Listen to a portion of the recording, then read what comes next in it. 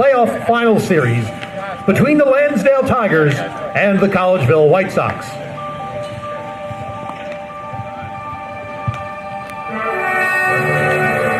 Before we begin tonight's ball game, we are going to hold our annual Hall of Fame induction ceremony.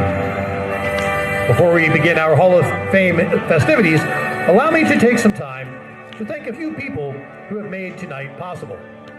First, a special thanks to Lansdale Borough, Courtney Meehan, Director of Parks and Recreation. Thank you also to the Cannoneers Sportsman's Club for their support of this season and tonight's Perky League activities. Thank you to the players, the managers, the owners, the officers, volunteers, and especially the fans of the Perky League who year after year make us the league that we are. Thank you.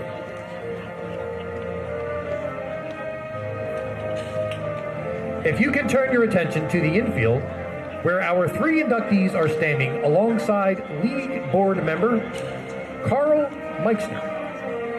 Tonight, we have three inductees who are truly representatives of the Perky League. To a man, they all began playing in local little leagues, played on through high school, American Legion, college, and then applied their trade in the Perky League for a number of seasons. This is a group of players who represent greatness in their consistent, steady play, which creates the foundation of overall team success. They put up stellar numbers and did everything they could to help their respective teams declare victory.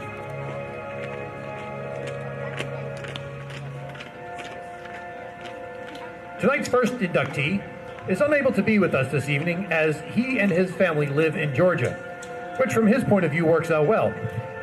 As a pitcher growing up in the 1990s, he says it was hard not being an Atlanta Braves fan, watching Greg Maddux, Tom Glavine, Steve Avery, and John Smoltz.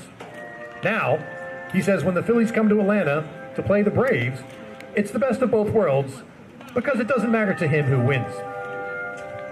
Tonight's first inductee grew up in Pottstown and knew he wanted to be a baseball player from as early an age as he can remember. He watched his father play church softball games and wanted to do that too. He attended Westmount Christian School, and while playing baseball in middle school, was taught how to throw his curveball by an upperclassman who later turned out to be Perky League Hall of Fame pitcher Jared Lenko.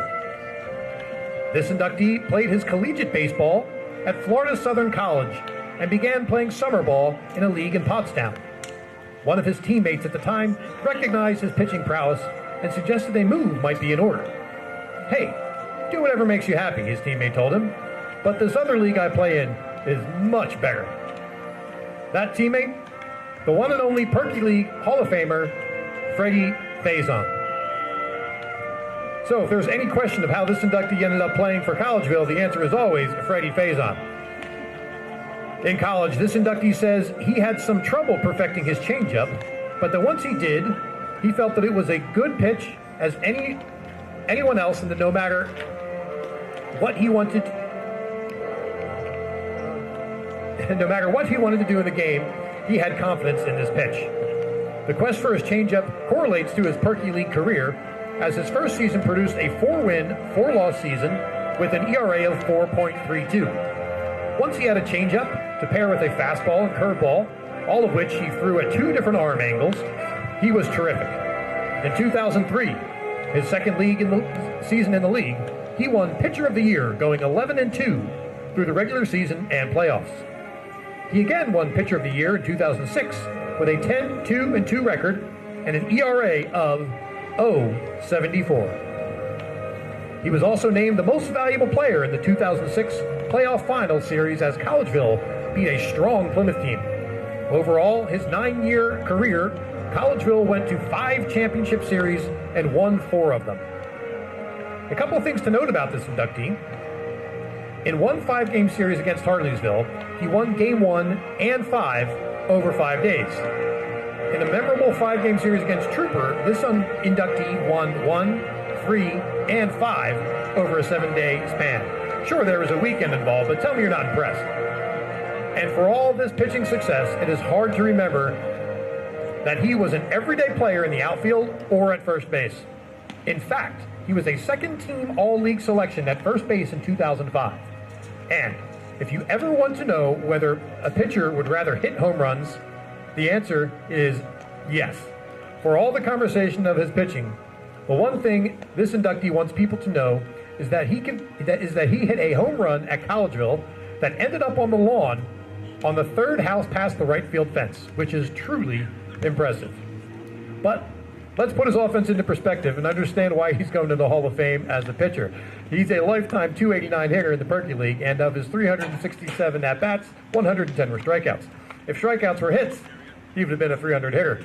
Ladies and gentlemen, please put your hands together for one of the best left-handed pitchers in Perky League history, Mr. Derek Major.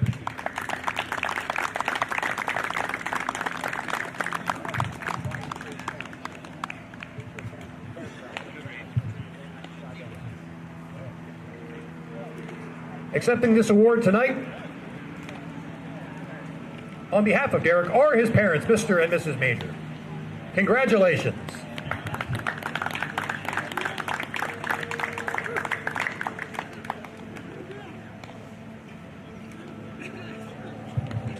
Tonight's second inductee is straight out of Schwenksville, Central Perk Little League, Collegeville Legion, and Perkiomen Valley High School. He played at St. Joe's University under Perky League Hall of Famer Chris Lachavo. He is a third-generation Perky Leaguer, and his grandfather and father both played Perky baseball. He grew up playing baseball with a number of players who would be teammates together at Skipback, including his brother John. But that is not how the choice of playing at Skipback originally began. Tonight's inductee was in a bad car accident 3 weeks out of high school, which required surgery on his shoulder, and when he was back to being able to play, his close friend, Chris Schauder, was already playing at Harleysville, where playing time was not to be had. Bill Pilgmeyer, Sr., then the skipper at Skipback, said this inductee could play even if it only meant being a DH, or sometime at first base, as he was still working his way back to 100%. As we all know, playing time trumps everything, and this inductee wanted to play baseball. It's difficult to put into perspective the desire to play. If there is nothing else about this inductee, is that he is the personification of the desire to play baseball. His career spanned 18 seasons, most of them spent patrolling left field in one of the most godforsaken baseball fields known to man, the Grove. Hallman's Grove. Standing at the plate, you could not see the left fielder as he was positioned in the basement below the infield. The skinned red clay infield with uncertain hops and the snow fences haphazardly strewn around the field in a way that left you uncertain if the fence was there to merely keep encircling forests from consuming the outfield grass. Tonight's inductee somehow managed to be a defensive stalwart and perennial all-star, playing all 9 positions as needed. He graduated with a degree in education and became a middle school phys ed teacher in the Perkiomen Valley School District, which offered him time to be the one to go and check and see if the field was ready. And in the grand tradition of Perky League, where many of our players have gone on to coaching in local schools and universities, he spent time as the varsity baseball coach at Perkiomen Valley High School. Skipback was a very good team throughout the 1990s and regularly made the playoffs. In 1996, they lost to Collegeville in the playoff finals. But in 1998, the Skippers changed their name to the Mud Skippers, and things really began to take off.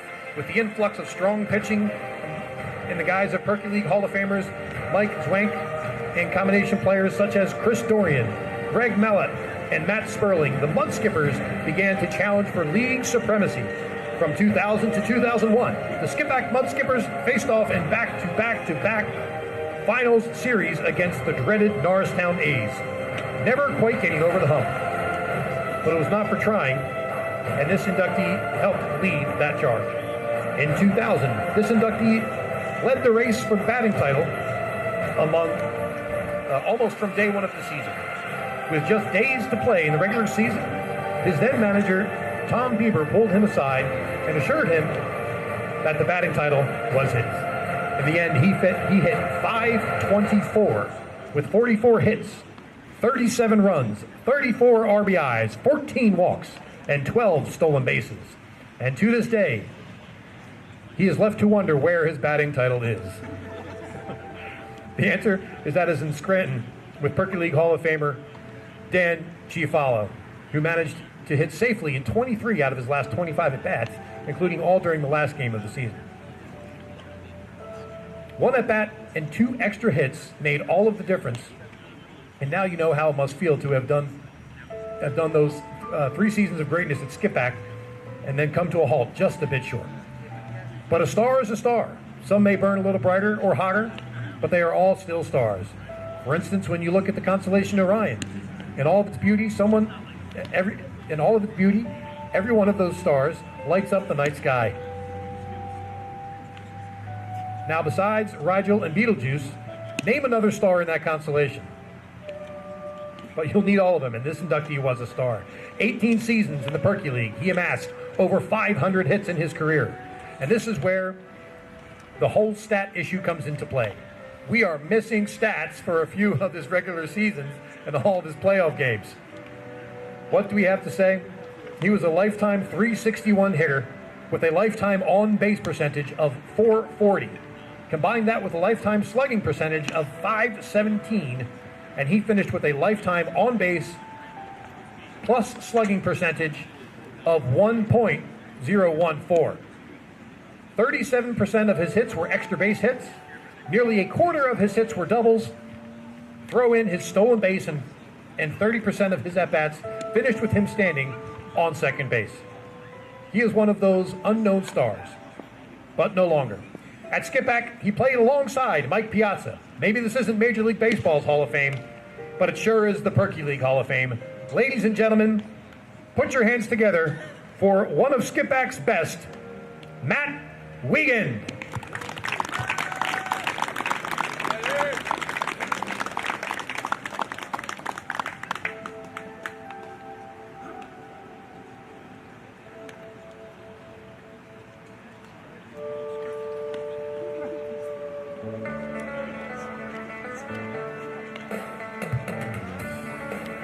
Tonight's last inductee is unique in the history of the Perky League, and that he was there for two different dynastic championships on 2 of the most storied franchises in Perky League history. We will get to that in just a second, but first a little housekeeping. This inductee also played Little League. He played for Royersford, then Springford High School, where he started as a catcher and then switched to the outfield. He played for Spring City Legion and played at East Stroudsburg University, where he was named Rookie of the Year. His brother Jim was already playing in the Perky League at Lansdale, and this inductee joined him there as an 18-year-old rookie in 1993. And as an 18-year-old rookie, he won the batting title with a .524 average with 33 hits, 6 home runs, and 8 stolen bases. Lansdale was built for power, and over the first 5 years of this inductee's career, he averaged .425 and accumulated 16 home runs. In his 3rd year in the league, Lansdale made it to the playoff finals and lost to a stronger Collegeville team. Collegeville had a level of pitching that the Lansdale team lacked. Looking to level up, Lansdale did the unthinkable and merged with Norristown, who had some pitching but lacked the firepower of Lansdale. As you can imagine, this merger was not well received. In this day and age where teams are reshaped and home fields are changed to whatever they can be found, it may be hard to imagine how upsetting this merger was. And when it led directly to what would have been 7 straight playoff championships for Norristown, yikes. And right in the middle of all of that was tonight's final inductee. He was the anchor in left field for the first 5 of the championships Norristown combined. He had strong defense and timely hitting to keep the A's humming. And then he decided to take a break from the Perky League. 2 years, 2001 and 2002. He did not play at all. In 2003, looking to get back into the Perky League, he called Perky League Hall of Fame manager Bob Letter of Collegeville, who told him they had some openings. And just like that, this inductee was a White Sox, and then a Black Sox. A decade of play for Collegeville yielded inductees 6 more playoff championships, including 4 in a row from 2009 through 2012. Altogether, over 18 seasons, this inductee went to 13 final series and was the winner in 11 of them, including the 2009 final series where he was named MVP. But what made this inductee truly special was that he was present. Sure, he produced on the field, but he also found time to be a friend and mentor to the younger players that Collegeville was building with to secure those championships. He is what Bob Legger has described as the glue guy. He was the guy who knew how to win, the guy who went to work every day and showed up every night and busted his butt, even as the years ticked on by. The guy who understands and goes out of his way to hang around after the games and instill friendships throughout the team. It was the magic above all magic which lifts the great teams to victory. You're playing with your friends, and you're succeeding because you are friends. It's a simple idea, yet it always works. Tonight's inductee was a terrific baseball player and a terrific teammate and friend. It doesn't get any better than that. Please put your hands together for one of the very few who have bridged the divide between Norristown and Collegeville and have won championships with both. Ladies and gentlemen, Mr. Bob Weinberg.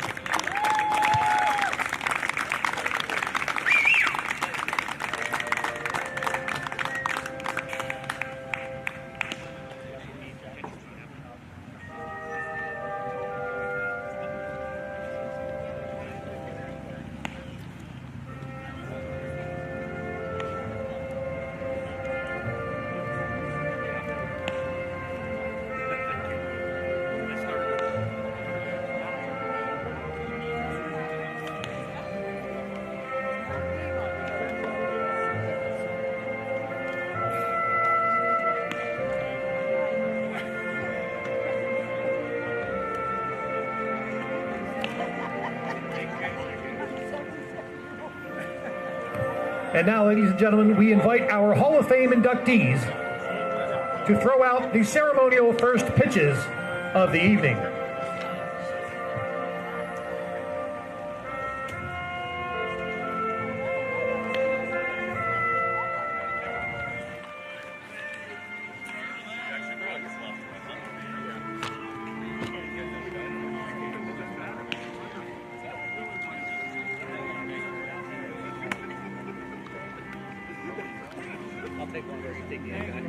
What's up, Matt? There's a Lansdale special for this. It's in my other bag. I do have it, though. You gotta wait for the climax. I'm not bending over. She'll fucking spike it.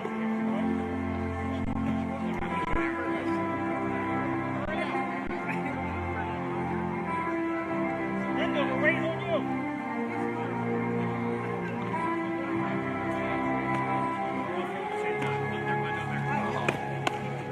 That's why I didn't get down. Congratulations one more time. Bob Weinberg, Matt Waggan, and Derek Major.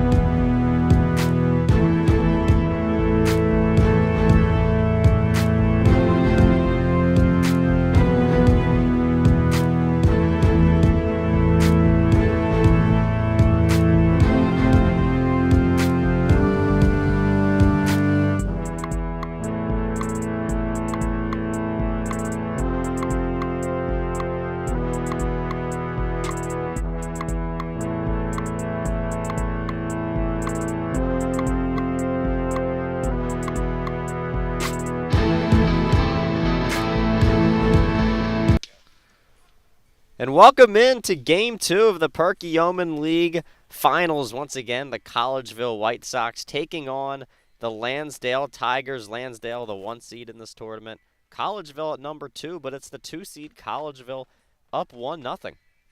Yeah, Collegeville had a great hitting day. Of course, Lansdale also had that pitcher injury, that starter pitching injury, and it sort of just fell apart from there. Yeah, the pitcher last night out in the second inning. Second pitch, and from there it was tough sledding. So now here's the first pitch coming up. It's Kieran Lodwick on the mound for Collegeville today. Yeah, so during the regular season, during the playoffs so far, 5 innings pitched, ERA of 2.8 so far. So not too much action, but again, only so many games so far. Now here's the 1-1. One a bit outside. 2-1. A nice night here. We got a cool breeze. It's very nice. On a Wednesday night, absolutely. Now the 2-1 offering, that one's in there for a strike.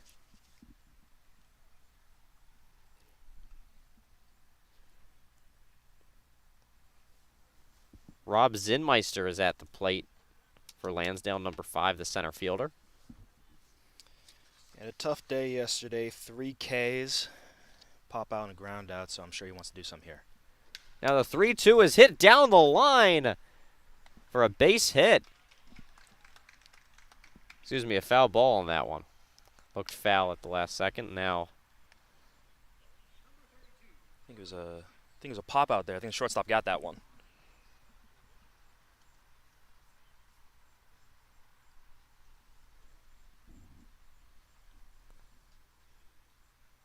now it's Dylan Tice, the shortstop, with 1 away in the inning.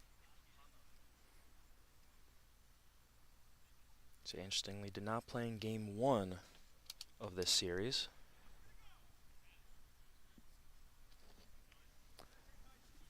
Peel the first, and they're going to say Tice went around 0-1.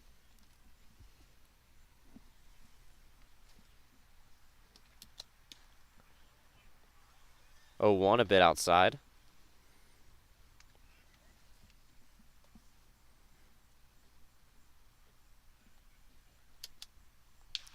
That one is looped, I believe, a foul ball.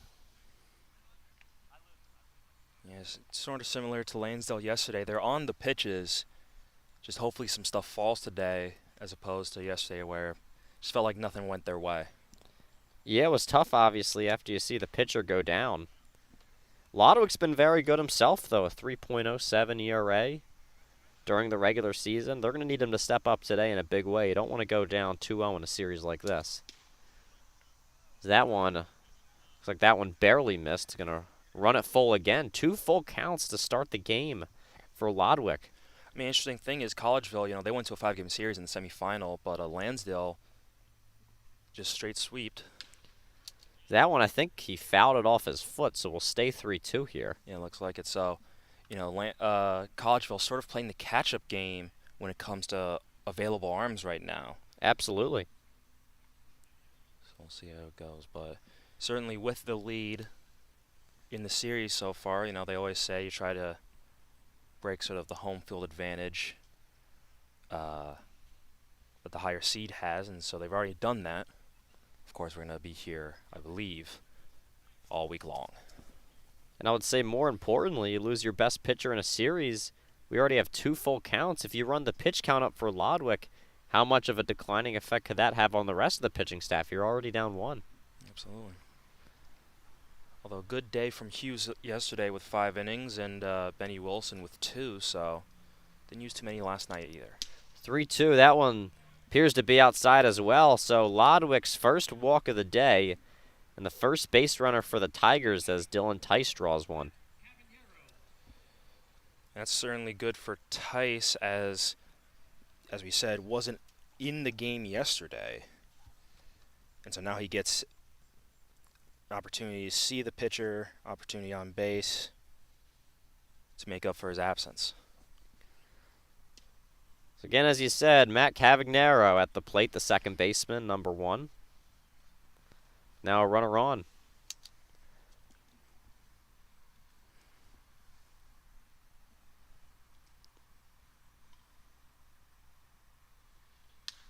That one is hit. Playable for the second baseman. He makes the play, an easy pop out. It's Cole Luzens. Yeah, Luzens, I mean, solid play so far at second base, although in the previous years you saw him in left field, but it seems this defensive shift for Collegeville really seems to be working for them. Yeah, an easy play right there. Routine play by Luzens. That's a much-needed play, too, if you're Kieran Lodwick. It's a quick count. Didn't go full there. Absolutely. And certainly on Matt Cavagnaro as well, who during the playoffs so far, 375 average and OPS of 83. I mean, he's doing very well so far. Lodwick tried the pickoff there. Wasn't particularly close. Wasn't close at all. Actually had to be dug out the throw by the first baseman. Now it's the first pitch to Anthony Bruno. He's playing left field today. That one way outside. Bruno's struggling after having a home run in every game in the semifinals. That's the thing for the lefty pickoff. It's not as much about getting the guy out. It's just the threat of the move. Keeping him sort of close. slowing down, yeah. And look at that lead. That's a very conservative lead. You make a great point. He was off by maybe a step, half a step. So that one's fouled back. My only concern for Lodwick is just the fact that when he goes high knee, it's very clear his knee goes behind his hip. For the pickoff. No. For his normal pitch. Okay. You want your knee straight like you have it when you're not picking off, and so it sort of takes away some of the tricks. It's a called strike on that one. A nice slider right into the zone.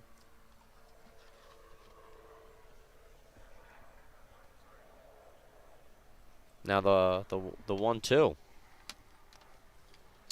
Slides into it, swing and a miss. Got Bruno for his first punch out of the day, and a clean inning for Kieran Lodwick. Runner stranded on first. That was Dylan Tice who walked. But out of the inning is Lodwick. We go to the bottom of the first. Hi, I'm Tommy Green, former pitcher for the Philadelphia Phillies. When I was in high school, it was very important to me to show scouts what I could do.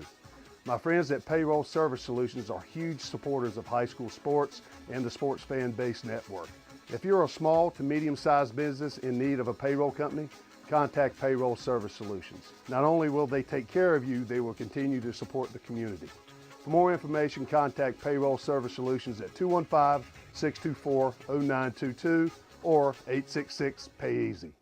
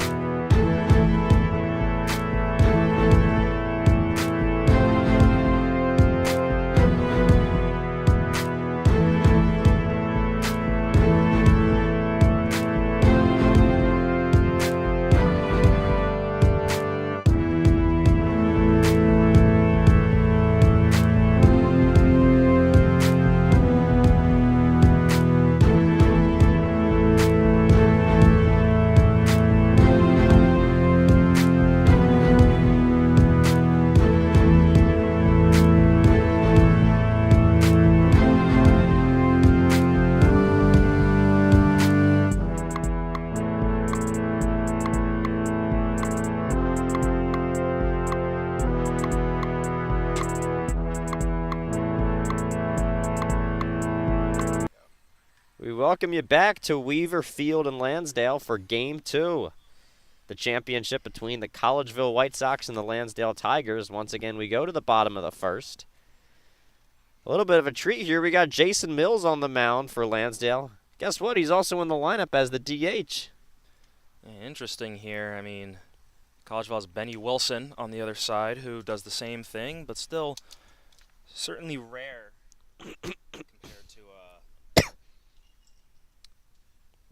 compared to what we see today for pitchers. First one by Mills was high, and the second one crowds the hitter Kyle Feaster, who's leading off for Collegeville. Feaster, one of the better hitters this season for Collegeville, hit .306 during the regular season. Tied with two others for the home run lead with 3, as that one's hit to the third baseman, can't corral it. Feaster is just going to jog his way to first. He'll be on. Fortunately, we don't receive the official scoring here, so have to speculate on that one. Tyson, you want to be the... Yeah, I mean, look, I said this last night. I think it happened before. Call for the hot corner for a reason, although I think that one maybe not hot enough for me to call that a hit. Call that one a hit. But seemingly a routine play on what we'll guess is an E5. Yeah. That's what we got right here.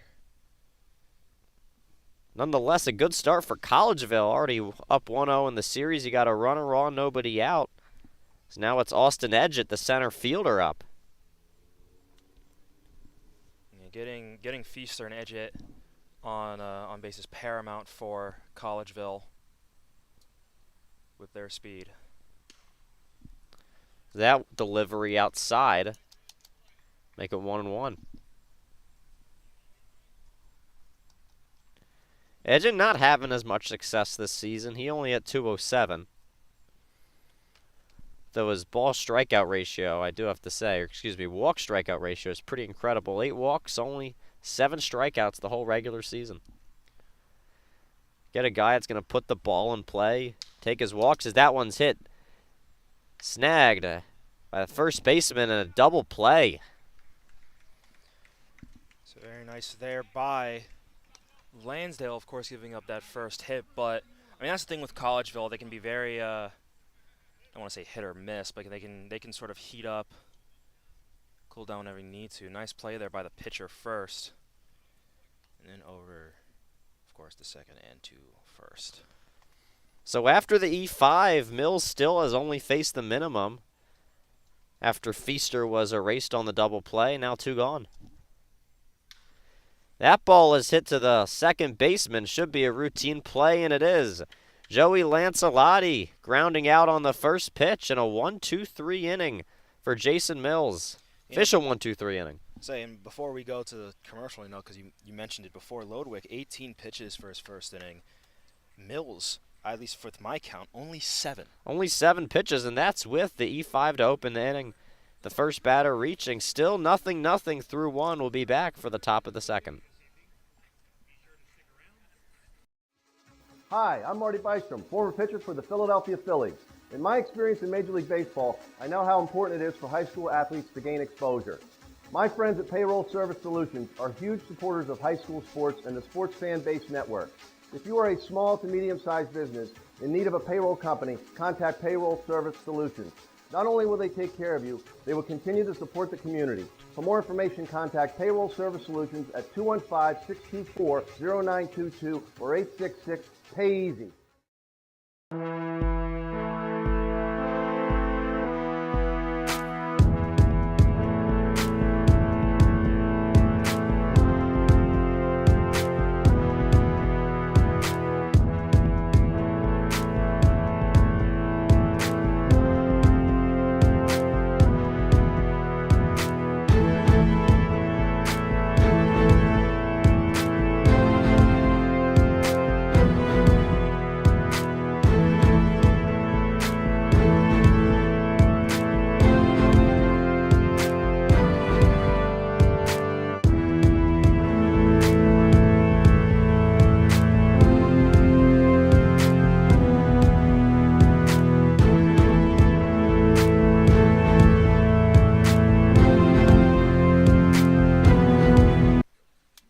Welcome back, Sports Fan Base Network at Weaver Field. Perky Yeoman League Championship between the White Sox and Tigers. And we go to the top of the second. Kieran Lodwick also back out for a second inning of work as Chad Evans comes into the to the plate. Yeah, Evans doing very well so far this playoffs. First pitch by Evans, grounded to the third baseman. A tough play, and he can't make it. The throw is wide. Evans scampering towards second. Will he go further? It doesn't look like it. But it was not a great throw by the Collegeville third baseman, Colin Jensen. Really an uncatchable ball by the first baseman. And able to cruise into second was Evans. Yeah, I mean, this was sort of Straub and I's worried, Ryan Straub and I's worried when they moved Clark over to third, is that if he's more of an outfielder, then maybe this just isn't natural for him. But yeah, totally uncatchable for, say, for Clark there. Maybe you argue that, oh, you should get off the bag, but tough play. We're going to call that an E5 as well, or a yes. Single and an E5? That's an E5. That's an E5? Yeah. Not a super easy play to make, but probably one that should be made. So more traffic as the bunt laid down by Pollock, and nobody's going to get there. A beautiful bunt down the third base line on the first pitch. Wow. So Evans and Pollock, they both swing at the first pitch. Not bad for Lodwick's pitch count, but it doesn't go his way both times. And really unlucky. You have the soft contact to third and a pretty bad error, and then this bunt, which is also fielded by Jensen. He couldn't get both of them. That one's a beautiful bunt. I mean, you think with the lip and the infield, it's going to be tough to get it down the line like that, but that's the thing. It just barely touches the lip at all, and that makes it work. Now here's Jason Mills, the starter. Yeah, interesting to see if they'll courtesy run for him, but either way, he'd like to get some insurance for himself right here. First pitch missed, and now here's the 1-0. Don't think he got the call there as well. No, a tight strike zone from the umpire here, and it's been that way for both games, so you expect to see more of that. Here's the 2-0. That one is in there. And it was from the stretch that Lodwick did get the strikeout. So you wonder if he almost feels more comfortable pitching there. He's obviously comfortable out of the stretch, as that one is hit foul, not catchable down first base line. Yeah, I mean, sometimes that is the case. It didn't seem as though his location was off from the windup, which is usually, to me, an indicator of whether or not someone is more comfortable one way or another. But sometimes, yeah, you just have a oddly better day from the windup or from the stretch instead of from the windup. That ball is hit past the third baseman. Scoring is Evans, and stopping at second is Pollock. RBI single to get our scoring started today. Jason Mills coming through. Yeah, just another ball right up the third base line. Maybe Lansdale's sort of found a weakness here from Collegeville. But again, a tough play, and like I said, even though Jensen maybe not a natural third baseman, I think that'd be tough for almost any third baseman to get. Yeah, it's been quite an eventful inning for him, to say the least. As now Sperling, he tried to get the bunt down there, but pulled back, 1-0. Yeah, I mean, I'm assuming fake bunt. Me personally, I wouldn't bunt here. You know, you're getting guys on base without it. You have a lead now. There's no reason to give free outs. I would, personally. There's the bunt there, and that one, I believe, trickled foul. I mean, my perspective on it is you've gotten the bunt to work once. Worst case scenario, probably you get thrown out at first and you get two in scoring position. And I mean, there's a good chance you get a hit out of this too. You bunt it to the third base side. It's no secret that Colin Jensen has struggled out there. Now here's the 1-1. Pulling back once again is Sperling. Yeah, I mean, to me, my only, because you're right. Usually, worst case scenario is the one out, maybe on a pop fly. It'd get tough, and maybe get a double up. But to me, my thought is you have some momentum. I'd sort of just try to stick with it. But again, you can go either way. I think the hit's likely that way. Is now the bunt. That one is put down. A tough play. the third baseman, and that's close. He got him. Nice play by Jensen. But as you said, only one guy out. Now you have one out, two guys in scoring position. Yeah, exactly. And the reason I wanted to do that play is we see the replay here. Jensen coming in on the ball, and it's just a really tough play at first. He got him by one step. That's so close to being a hit, and even though it isn't, you move both runners up. Only one gone. So it brings up the 9-hole hitter. That's the catcher, Zach Greenberg. This team up 1-0. He's the key man of the inning, only one out. Greenberg takes high. 1-0. Yeah, it's good to see Greenberg doing well yesterday. A foul ball into the family jewels. Took him out for a little bit, but seemed all right yesterday, and it seems all right now. That one's in there for a strike on the outside corner. And maybe that's one thing Lodwick needs to think about with his catchers. Maybe change up the sequence a little bit, start with some more off speed, as it feels as though Collegeville might have him on the fastball right now. Next delivery high as well. I mean, the command, it hasn't been necessarily off. It's been a bit shaky, though. I think you can agree for Lodwick, and he's really piled up the pitches. Yeah, I mean, some guys start off slow and get into it later, but certainly in a championship game, that's not really what you want to do, especially already giving up a run. So definitely something to watch out for Collegeville. The 2-1 delivery was high. You have first base open. I can't imagine you want to walk the 9-hitter here, though, in Greenberg. Well, then you get easier double play, I guess. It's the only difference.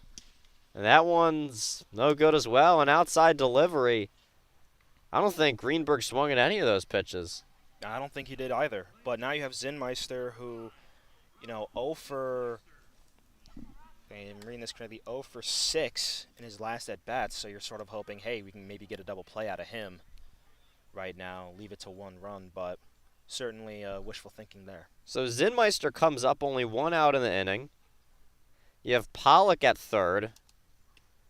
So that one's high. You got Mills at second.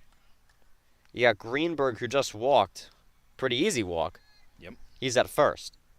Bases are loaded once again, and what could be a pretty defining moment of this game early on. Chance to blow it open. Look at this. He's, as I said before, really struggling with the command as Lodwick. I think that's 6 in a row. I think there might have been a strike. There might have been a strike within there. I think 5 in a row, though. You're right. I think it was the second pitch. That was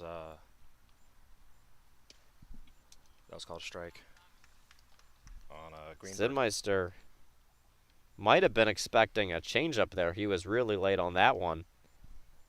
But good pitch by Lodwick to get back in the count. It's 2-1. That one is popped up into the stands. Not playable. I think that one went behind the stands. Please don't hit a car again. And a couple of dents after last game. You parked around there?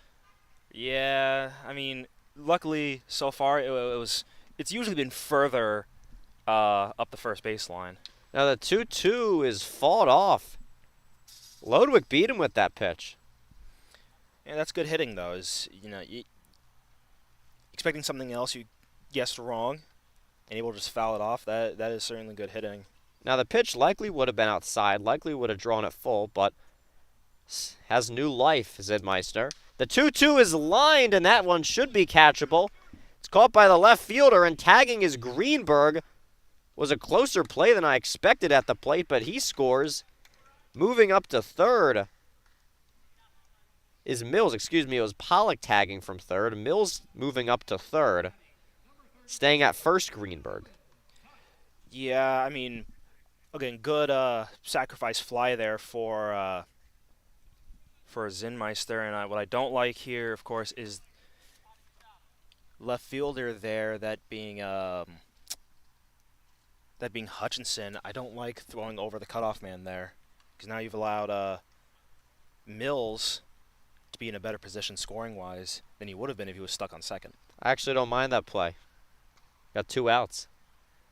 Only way the guy from third scoring that he won with one out is a pass ball or a wild pitch here. And I feel like maybe if you're the left fielder, you know your team, you know your pitcher. Lodwick doesn't seem like the type of guy to, maybe he'll lose his command a little bit, but maybe not lose the command low where he'll put that burden on the catcher to block an obscene amount. Yeah, Collegeville. That was a close play at the plate. That one is popped up by Tice. So I don't mind to throw home. I just mind throwing over the cutoff man. Yeah. I take a one hop there just so you have the option. Certainly the play going home, 100% correct. But if you hit the cutoff man, there likely is no play at the plate. Now you can argue there wasn't a competitive play at the plate anyway. Yeah. Which it wasn't super competitive, but it was a possibility. Yeah. It's again 2-0 our score, a strong start by Lansdale, who also took last night's game.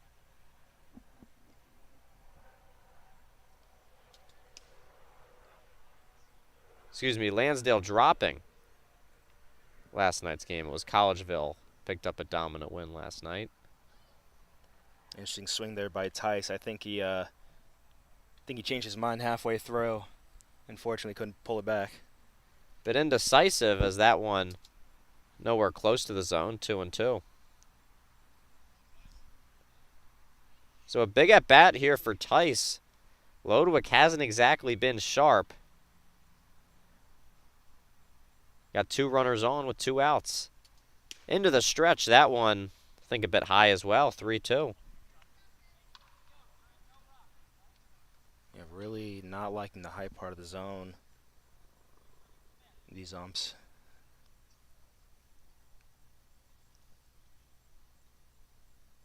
Now the 3-2 offering. That one is hit into right field, and it won't be fielded. Rounding and scoring is Mills. Greenberg comes around to score 2. It's 4-0 as Tice is into second with a double. You know what? Greenberg proved me wrong, or like I said, sorry, I was proven wrong. Like I said, Hutchinson, I would have liked maybe a chance for it to go to the cutoff just so that way there wasn't someone on third, but a nice bases clearing double here, and turns out it didn't really matter in the end. Only way it would have really matters if you got a pass ball. And if that was the case, you would be overwhelmingly right. Absolutely. So a 4-0 game, a dominant start for Lansdale. As that one is hit to right field. Will be caught, though. So Cavaniero flies out to right field to mercifully end the inning for Lodwick. It's 4-0 Lansdale. Collegeville going to try to answer in the bottom of the second. Hi, I'm Tommy Green, former pitcher for the Philadelphia Phillies. When I was in high school, it was very important to me to show scouts what I could do. My friends at Payroll Service Solutions are huge supporters of high school sports and the Sports Fan Base Network. If you're a small to medium-sized business in need of a payroll company, contact Payroll Service Solutions. Not only will they take care of you, they will continue to support the community. For more information, contact Payroll Service Solutions at 215-624-0922 or 866-PAY-EASY.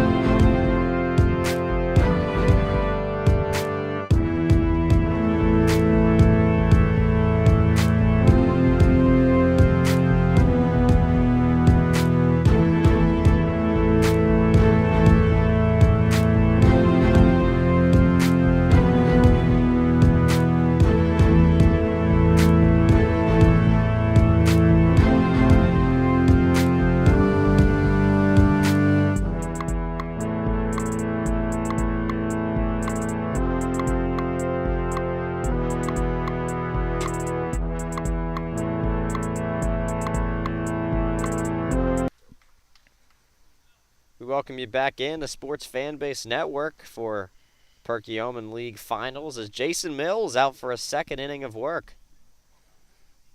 He's got 4 runs as insurance now, including himself scoring. So yeah, now he might feel a little more comfortable. Mills with an RBI single. Now back on the mound. A clean inning from him. I believe only 7 pitches he threw in the first inning. As it's Cody Clark up to bat. 0-1 delivery misses, making it 2-0. As Collegeville still looks for their first hit of the day. I shouldn't say still looks, only their second inning. They got an E5. They got their first base runner in the first when when Kyle Feaster, the leadoff man, reached on an E5. He was then, after, erased on the double play, and then soon after, a ground out by Lansdale. Well, it appears as though, at least by the way the count's going right now, Collegeville might get their second base runner, although still not counted as a hit. There you go. So Cody Clark reaches on a 5-pitch walk. It's a good start. I say they just need base runners at any point. They don't need home runs. Just keep getting guys on. Stack them up, pass the baton. That's how you do it. And now it's Colin Jensen, third baseman, looking for some redemption from a tough defensive inning from him. Yeah, I mean, a couple of things in his control and a couple of things out of his control as well. So now it's Mills having a bit of trouble with command. The first one misses high and away. Almost curious, one lefty, one righty. Maybe sort of the divot. That one is chopped. The shortstop, the second for one, can't get the double play. So they get the lead runner on the play. Clark is forced at second. And Jensen to first on a fielder's choice. And I was going to say before, as of course we saw the fielder's choice here, maybe the divots sort of at the rubber and of course in the landing zone for Lodwick and Mills might be messing both of them up, since, you know, one's a lefty, one's a righty. And of course, if 2 people don't step the same way, that can just mess them up already. Brings up the left fielder, Hutchison, and that one is crushed to center field.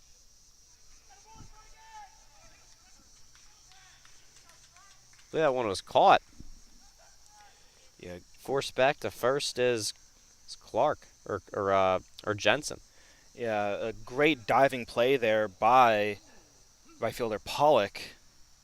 Stuff from our angle to always get the depth, but yeah, great diving play on that fly ball. It's now 2 gone in the inning, as it brings in Luzens.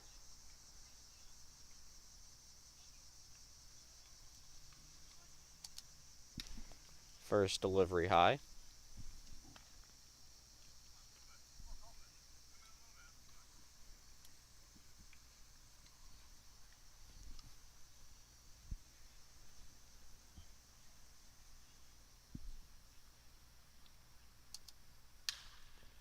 That one is hit. Another pop-up, another chance for the second baseman. Now the right fielder converges, and he's the one that makes the catch. It's Frank Pollock, a nice play, obviously.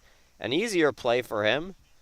So no damage in the first inning for Mills, no damage in the second inning either. Remains 4-0. We go to the top of the third. Hi, I'm Marty Bystrom, former pitcher for the Philadelphia Phillies. In my experience in Major League Baseball, I know how important it is for high school athletes to gain exposure. My friends at Payroll Service Solutions are huge supporters of high school sports and the Sports Fan Base Network. If you are a small to medium-sized business in need of a payroll company, contact Payroll Service Solutions.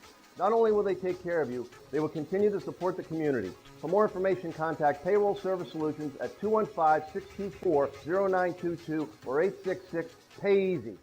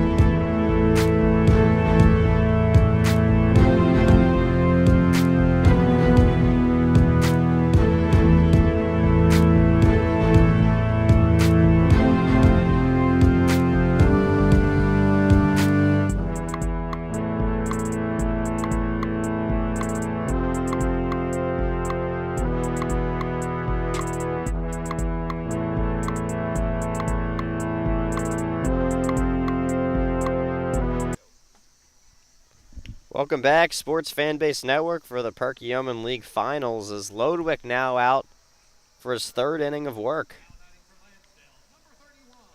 And see if he can dial it in here after giving up 4 runs last inning. Collegeville's certainly going to need it to stay competitive. Now Anthony Bruno digs in for a second at-bat of the game.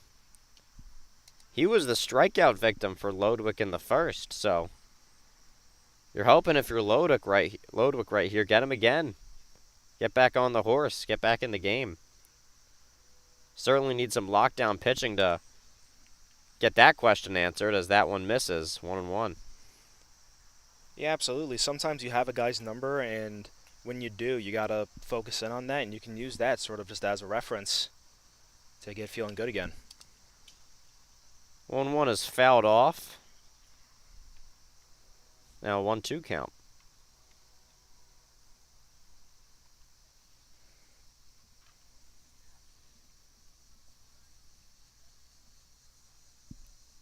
See if he can get him again here. 1-2 pitch is swung on. Hit to left field.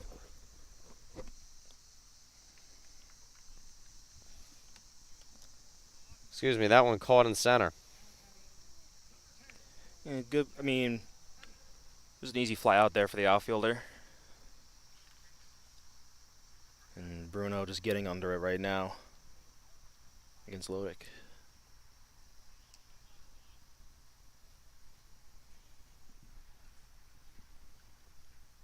It's a nice first out of the inning for Lodwick.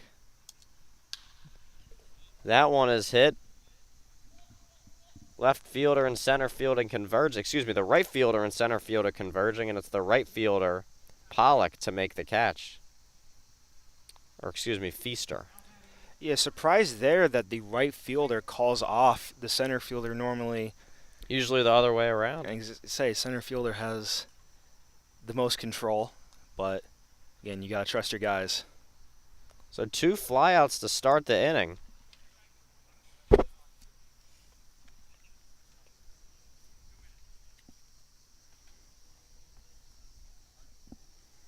So now Pollock comes in for a second at bat. 1 for 1, he had an infield single. I believe on the bunt, he had a beauty. Remember that? That was a great bunt in the second inning after the E5 for Evans.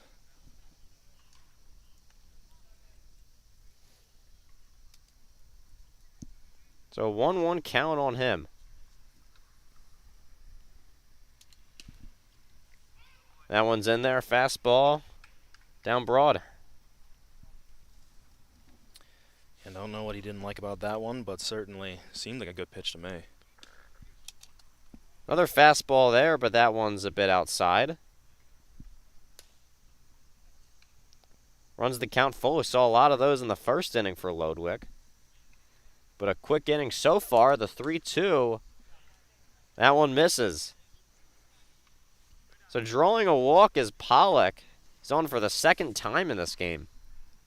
Yeah, I don't know if Lodwick, maybe he's overthrowing sort of what's messing up his command, but I mean, first 2 quick outs for the first 2 batters and then a long count there. So maybe he just needs to hold back a little bit just so he can get his location right. So that's Mills. Draws in, hits it to the shortstop, bobbles. Oh, wow. Oh, my goodness. You see what happened there? Yeah, I mean, that's why you got to run out every ball, even though it should have been a clear That was out. one of the crazier sequences I've seen. No, he reached. Yeah. Look at this replay right here. Ball hit to shortstop. He bobbles. Wasn't running it out, was Mills. But then on the throw, the first baseman can't dig it out. So it ends up working out just fine for Mills, who it would be generous to say he was jogging down to first there. He was conceding and taking his out, but ends up reaching on the air. That's one of the crazier sequences I've seen. I mean, I imagine for him, he thought it was a clear out, and being the pitcher, he didn't want to tire himself out running to first, but that's why you got to put that effort even if you are the pitcher. So what's almost certainly an E6 on the play. So now there's 2-1 for Lansdale. I mean, if you're Collegeville, you got to clean up the defensive play. You can't let them get any more here. So now it's Sperling drawing in. Sperling playing first base tonight. I mean, that's the thing. That one misses too. No damage done officially yet. Sure, the pitch counts higher than maybe he could have ended it off with, but still no damage done yet. So now you just get the out here. You have nothing to worry about. It's fallen behind considerably, though, to Sperling. Now the delivery, that one inside as well, and he draws a walk. Brings up Zach Greenberg, and now the bases are loaded again. Got a walk to Pollock, an E6 that had Mills reach. Sperling with the walk just now. So all of this with 2 outs in the inning. Remember, the 2 flyouts to start the inning. Yeah, it makes sense here to go with the go have a little meeting out on the pitcher's mound. Just calm down, try to get him to focus on this last out here. Of course, you don't want anything to blow up, but it's still more convenient for Collegeville if you can get this out. Maybe get a little bit more out of him before you have to go to your bullpen. Yeah, the command has not been there for Lodwick today, to put it quite simply. That's his 4th walk of the day already. His defense not helping him out at all, though. You had the E5 in the first inning. You had the E6 right here on a play that seemingly looked routine. And even with that bobble, I mean, Mills wasn't, halfway down the baseline by the time that throw was made? He still would have been out by a mile, the throw unable to be dug out, though. So with the bases loaded, Lodwick goes to the windup. That should tell you what he's more comfortable with. Absolutely. I imagine if Lancelotti maybe looked up for just half a second longer and saw, oh, Mills isn't running that hard, he would have shuffled and had a cleaner throw. I just imagine he thought, oh, I got to hurry up to get this out possibly. And that's what messed him up. It's already gone 2-0 to Greenberg. So Greenberg was one of those walks. He walked his first time up.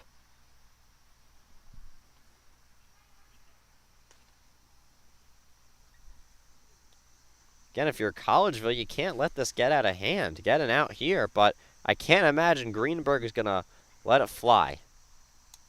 He did. Wow. That's interesting. I mean, maybe it's a good he pitch. Really liked it. I mean, me personally, especially with how quick the last walk was, I would have been more hesitant. But again, they're on the field, I'm not, and maybe it's something he really liked, and so he went for it. Looked like a good pitch there. He missed it. So 2-1 as that one is lined through the middle, up the middle. 2 runs are going to score. Greenberg will stop at first. And I mean, that felt pretty similar to the last pitch that he saw, so clearly he liked it, and liked it for good reason, as now 2 RBIs for him and a 6-0 game. Lodwick, it was essentially the same pitch as the last one. Greenberg was ready for it this time. Lined it right up the middle.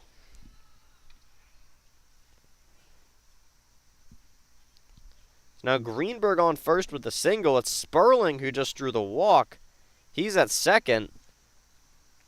And this inning should have been over on the ball that Jason Mills, the pitcher, hit to the shortstop. He didn't run it out. Nope. And yet it didn't matter. 6-0. Early in this one, as that one is flown to the center fielder. Should be a routine play, and is.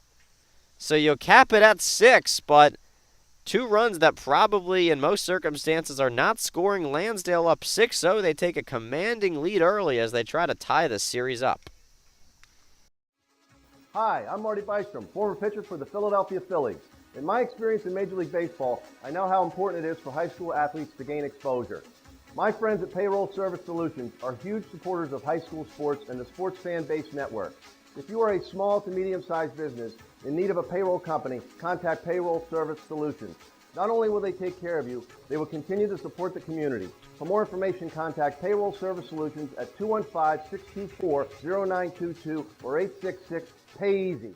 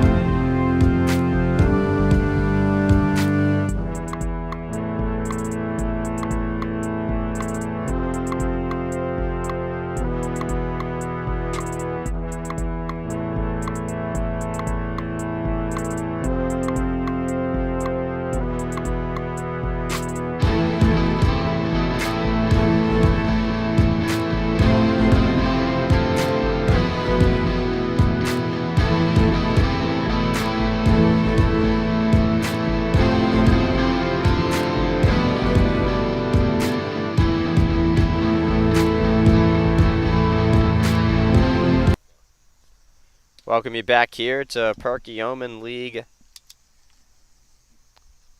Finals here. The White Sox facing off against the Tigers.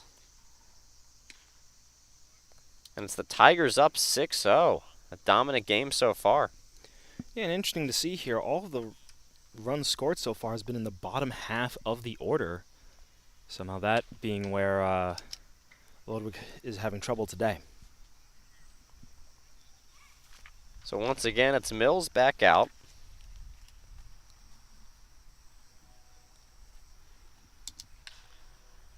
That one is hit foul.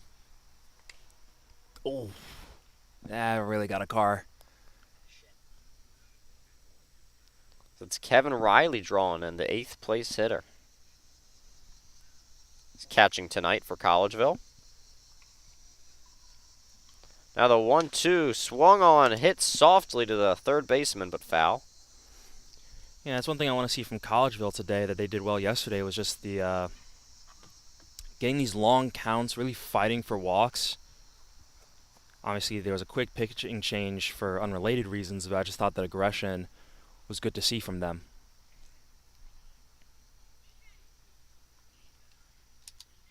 Now the next delivery by Mills is hit to the second baseman. Fields throws to first and got him by a step. Yeah, say good. I wouldn't say easy. He did have to move a little bit over, but still not too bad for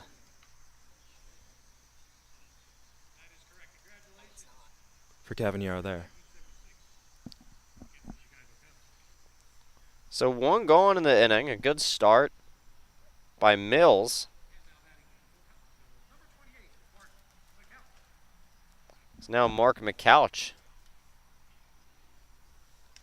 the DH, hitting 9th. First one in there for a strike. I think another thing Mills is doing better, he's getting a lot of first pitch strikes or strikes early on compared to Ludwig.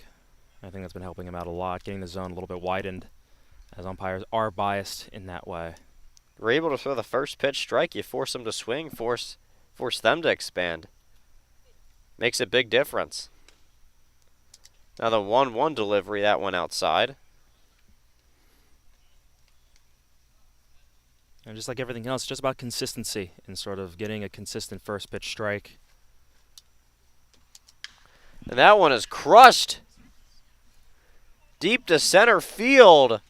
And it's going to be caught by the left fielder. That one was hit a far way. But Bruno is there to make the catch.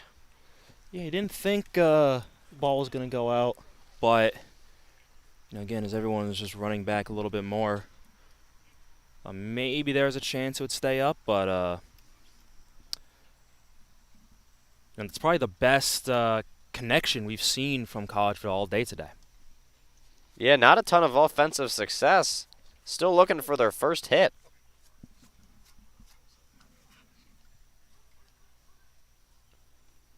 So it's McCouch flying out to the left fielder.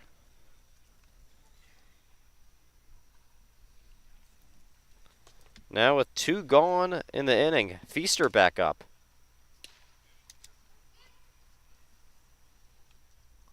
One and one to him.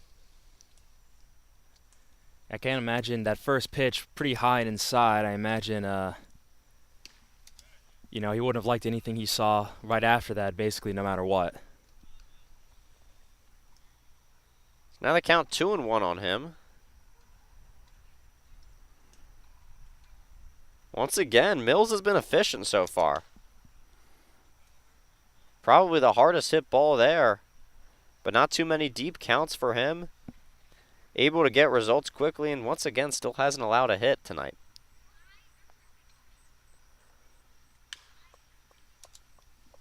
And the 3-1's fouled off. Make it a full count. Yeah, I was going to say, for Mills so far, you could say at most there are 2 blemishes for him. One, not even his fault, as it was an error by the third baseman. Of course, he did walk Clark at the top of the second inning, or sorry, at the beginning of the bottom of the second inning. And so he's been doing very, very well so far. So once again, it was a promising start in a way as Feaster reached the first batter of the game, but since then, not much. It was just that walk. And guess what? Feaster's reached both times. No hits, but the error on the first plate appearance and now the walk. So Feaster on first with 2 outs, and now Edgett will come up. I mean, again, for Collegeville, all you need to do is just get base runners on in any way possible, and so a full count walk, certainly not the worst way to do it. So Edgett's looking to redeem himself. Once again, last time he came up with Feaster already on first, but he hit into a double play. You know what the good news is here, Tyson? Can't do that again. No, he can't. I mean, certainly he might hit a ball where they'd have time to, but of course, it's not possible. 0-1 is right down Main Street for a strike. Excuse me, the 1-0. Say Edgett not liking that pitch, so maybe we're seeing the zone being expanded a little bit further than Collegeville would like. Talk about expanding the zone. So Edgett went fishing for that one. Make it 1-2.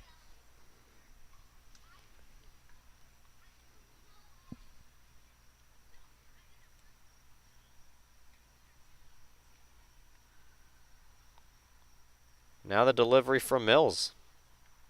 Waits and fires.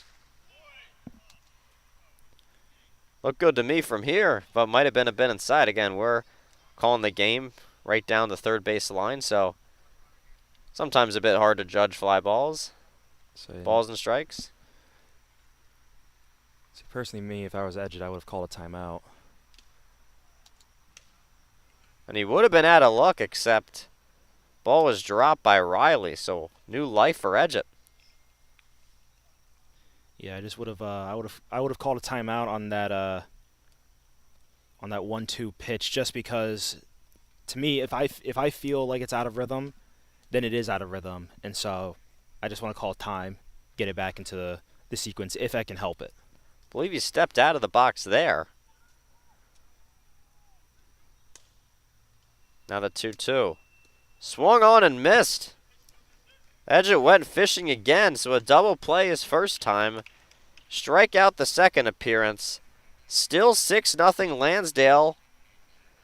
We go to the top of the fourth. They're going to look to add on. Hi, I'm Marty Bystrom, former pitcher for the Philadelphia Phillies. In my experience in Major League Baseball, I know how important it is for high school athletes to gain exposure. My friends at Payroll Service Solutions are huge supporters of high school sports and the Sports Fan Base Network. If you are a small to medium-sized business in need of a payroll company, contact Payroll Service Solutions. Not only will they take care of you, they will continue to support the community. For more information, contact Payroll Service Solutions at 215-624-0922 or 866-PAY-EASY.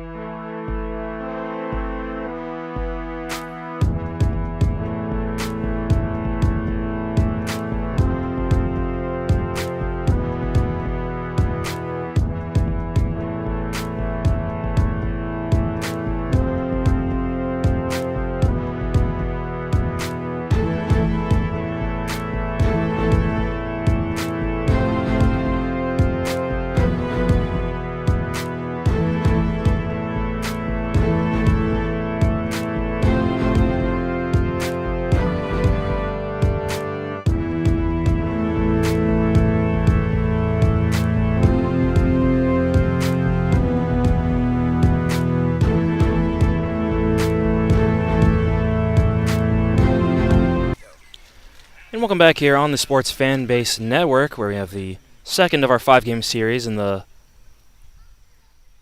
Perky Elman Valley Twilight League.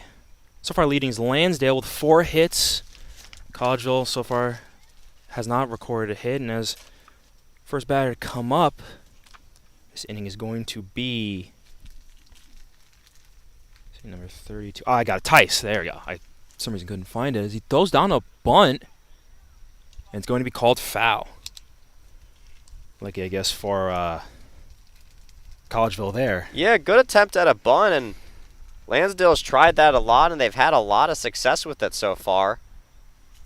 But when you really look at it, what Lansdale has done best so far is they've capitalized on mistakes. There's been a couple of big errors that loom large for Collegeville, one by third baseman and one by the shortstop.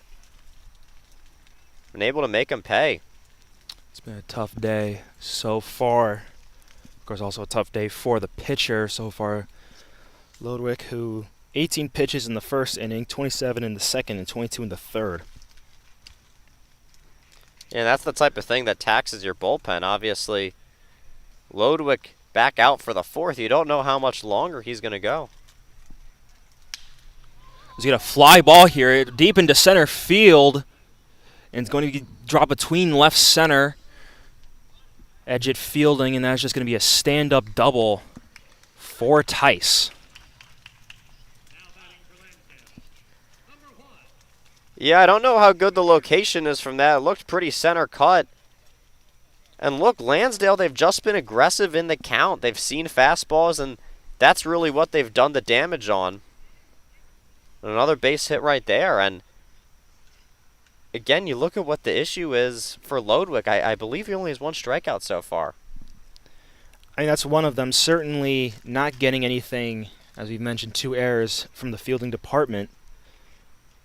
And to me, this is more typical Lansdale, just aggressive hitters and getting a bunch of balls in play and making it work out as the first pitch is called for strike there. And I think from where I'm sitting, I think I might be seeing some bullpen activity from Collegeville. I'm not sure if I'm right on that one. Yeah, at the very least looks like some light stretching, and you understand it from their perspective. There's a ball that goes right past the third baseman, diving Clark there. Not able to get it, and so that's going to put runners on first and third again for Lansdale. Talked about before how you only have one strikeout. Pitch to contact can be effective, but it's tough. It really puts a ton of pressure on your fielders, and you've already seen today, Tyson, a lot of balls that have been hard hit, and you might say, well, that's playable, but at the same time, while it's playable, it might not be routine. Absolutely. I mean, for Collegeville in their last series with Kearney, they had one game where pitch to contact didn't quite work out, but able to still go a little bit deep. And then the second game, pitch to contact very much was able to keep the Philadelphia Dirt Dogs in check. And so, I mean, you really have to hit your locations, of course, to get the ball where you need to go. As a check swing there by Bruno. It's going to make it a 1-1 game, a 1-1 count. Bruno 0 for 2 here. He's been really the main guy that Lodwick has been able to take care of so far. Struck out the first time and then was a pretty deep fly out the last time, but was able to retire him. You're not sure when Bruno's done so well in the playoffs so far why Cavagnero seems to have, Lodwick seems to have his number. But sometimes that's just the case. Yeah, absolutely. And at this point, you think it's going to be the last inning for Lodwick. We obviously saw some tossing around out in the bullpen. I mean, he's at 75 pitches, at least by our rudimentary counter, so certainly close to it.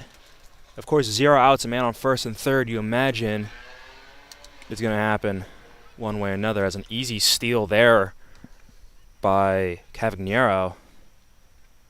Yeah, easy pickings right there. Lansdale hasn't attempted a ton of stolen bases so far in this game because really they haven't needed to. But you fall into patterns as a pitcher, especially if you're struggling for Lodwick. And they say oftentimes you steal bases off the pitcher, and that's a case of that right there. Nothing the catcher can do about that. As pitcher gets the second strikeout of the day, of course, against Bruno, a looking strikeout. Something off the off speed, and seen Bruno disagreeing, slowed a little bit, talking to the umpire. And that's going to be the first out for Collegeville here in this inning.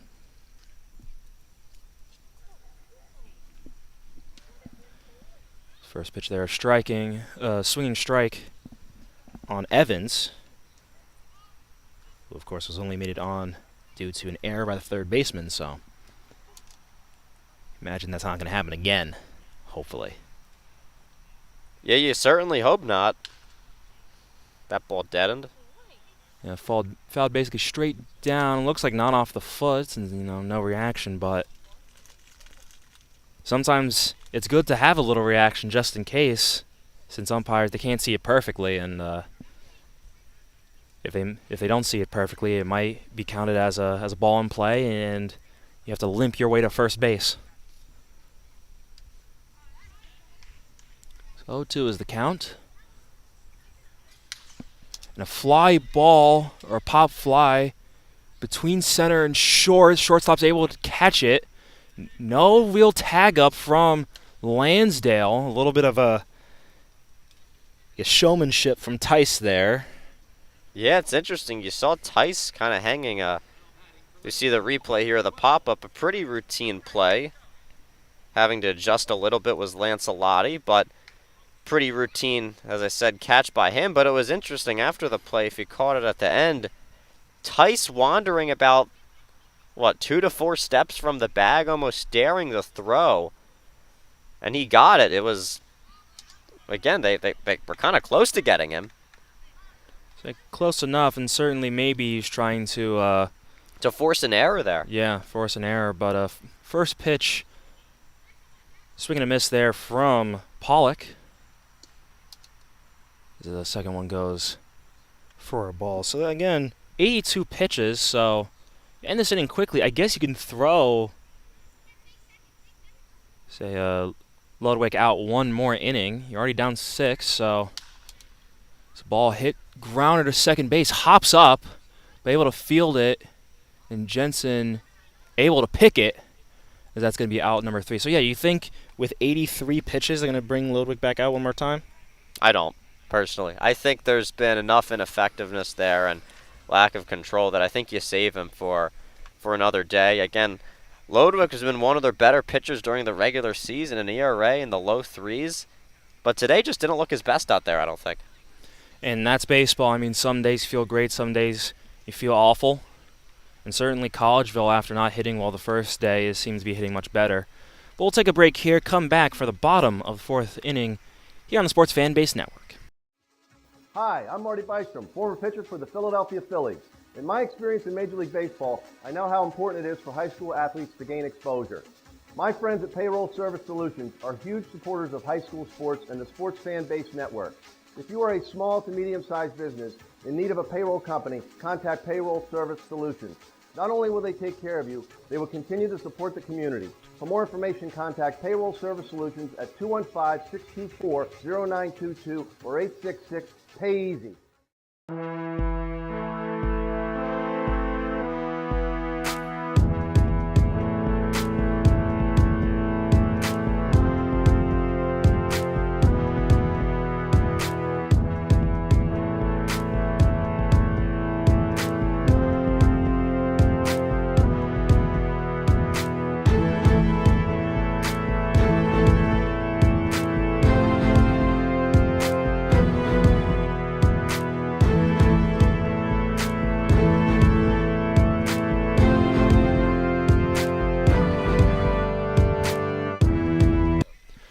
Welcome back here as we have bottom of the 4th, 6-0, Lansdale winning in our second game of this series.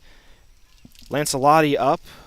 First at bat, I believe, was ground out to second. Correct, it was, and Mills continues his appearance here. They're still looking for their first hit, Collegeville. Absolutely.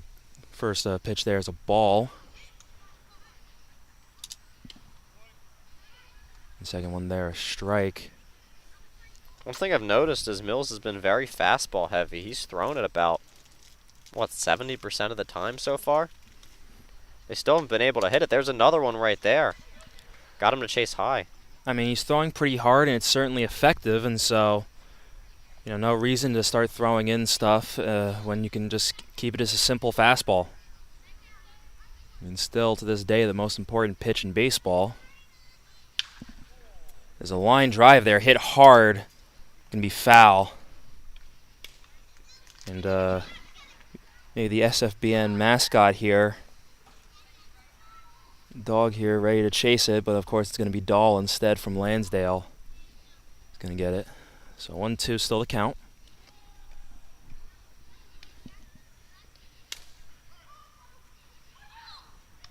So yeah, that's what I was saying earlier with the Feaster, or excuse me, Edge It.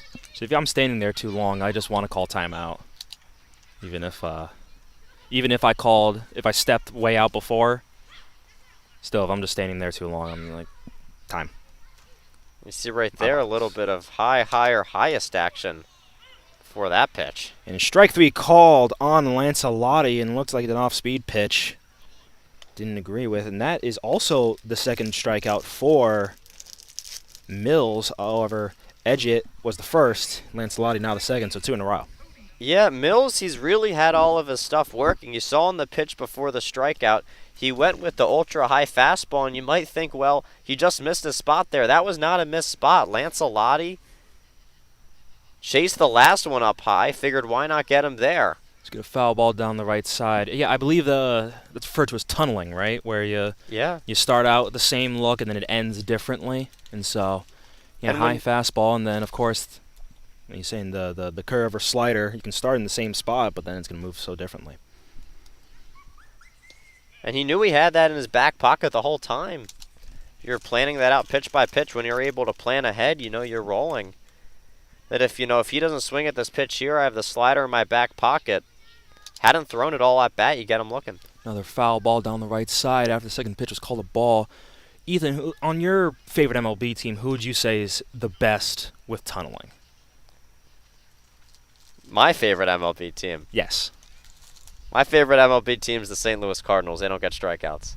Although, I would say Sonny Gray does a very good job with it. Long-time MLB veteran, and I think he's able to especially use his sweeper to his advantage and get a lot of swings off the plate. He's going to grounder to first, going to be fielded by himself. Going to be second out of the inning.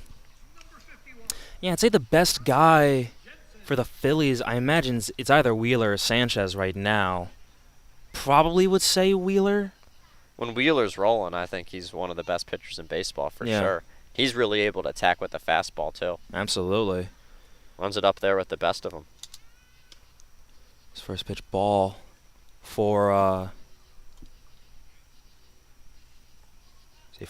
Jensen. Collegeville needs to get something going here. Bottom of the fourth, they're going to be running out of time. Yeah, absolutely. Still looking for their first hit. And Mills has only looked better as the game's gone on, at least in my view. Yeah, maybe a bit sharper, although maybe not hitting the zone the same way as before, but still at 51 pitches.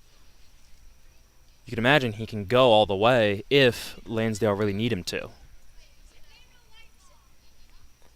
Yeah, it depends. I would think they would go to the bullpen and save some of his bullets just based on how good he's looking if it's more of a, a low leverage situation. Right now, it's a 6-0 game, and obviously it feels like it's even more than that. There's a ball hit foul to make the count full. I mean, so 53 pitches. You assume he's going to go one more inning, and you assume probably going to end around 70 to 80 mark. So if this goes to 4 games, let's say for some reason Lansdale loses tomorrow, this goes to full games, he's probably not going to be ready to pitch again. Although if it goes to Game 5... Potential Game 5.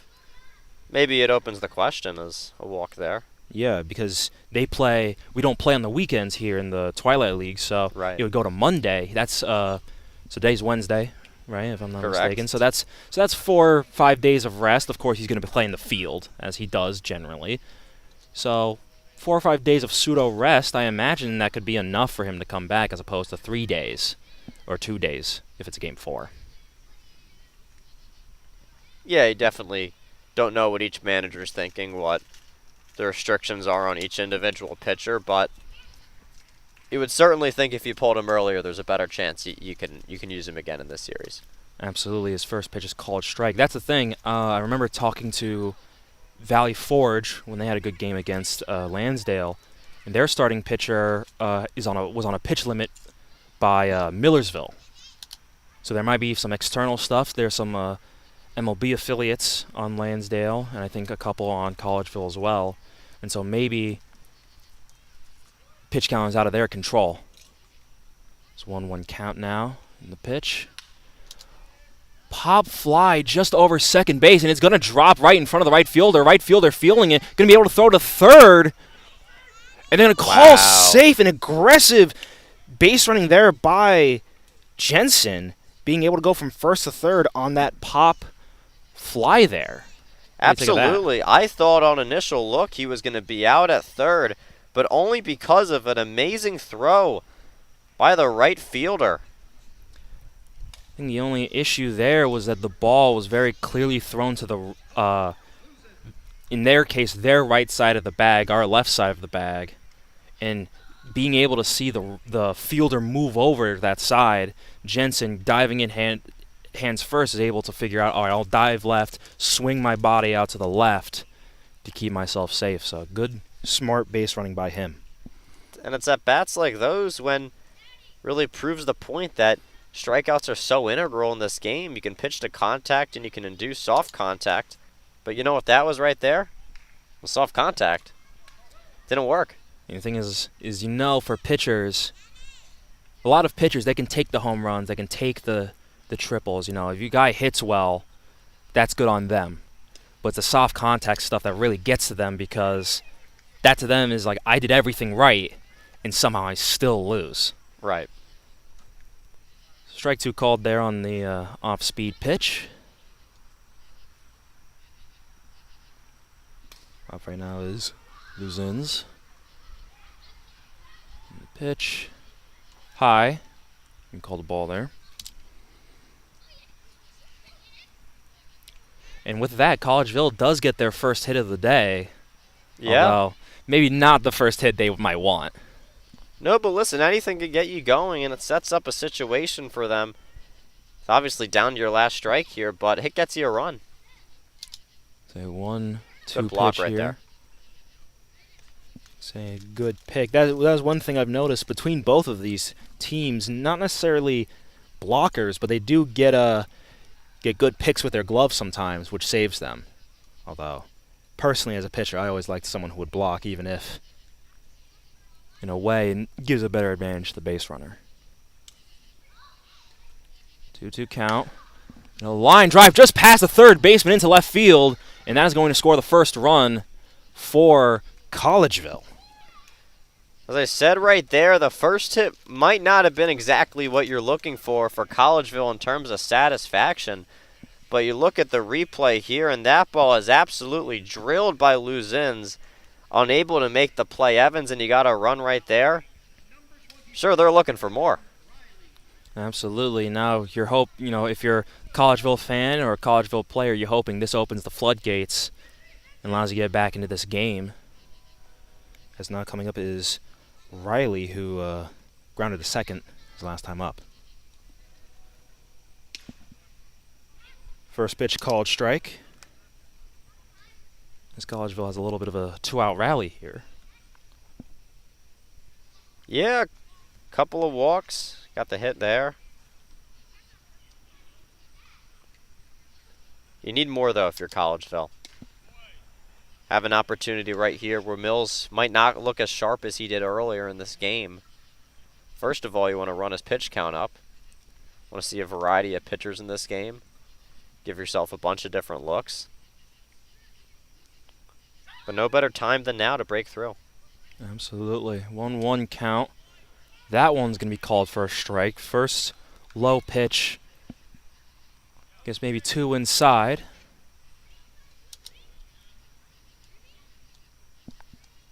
I also wonder for Mills, you mentioned it earlier, he's a guy, he likes to go quickly. Do you think having a batter on second and having to slow down to change the sequence really messes with him? Oh, for sure. Absolutely. Mills is really cruising in this game. There's a couple of base runners, obviously, no hits. Gets the strikeout there, though. I mean, if you're Collegeville, you take the run. You wanted more damage in a scenario like that, though, for sure. Absolutely. As that'll do it for this 4th inning. We'll go to the top of the 5th. Here on the Sports Fan Base Network after Collegeville finally able to get on the board. Hi, I'm Tommy Green, former pitcher for the Philadelphia Phillies. When I was in high school, it was very important to me to show scouts what I could do. My friends at Payroll Service Solutions are huge supporters of high school sports and the Sports Fan Base Network. If you're a small to medium-sized business in need of a payroll company, contact Payroll Service Solutions. Not only will they take care of you, they will continue to support the community. For more information, contact Payroll Service Solutions at 215-624-0922 or 866-PAY-EASY.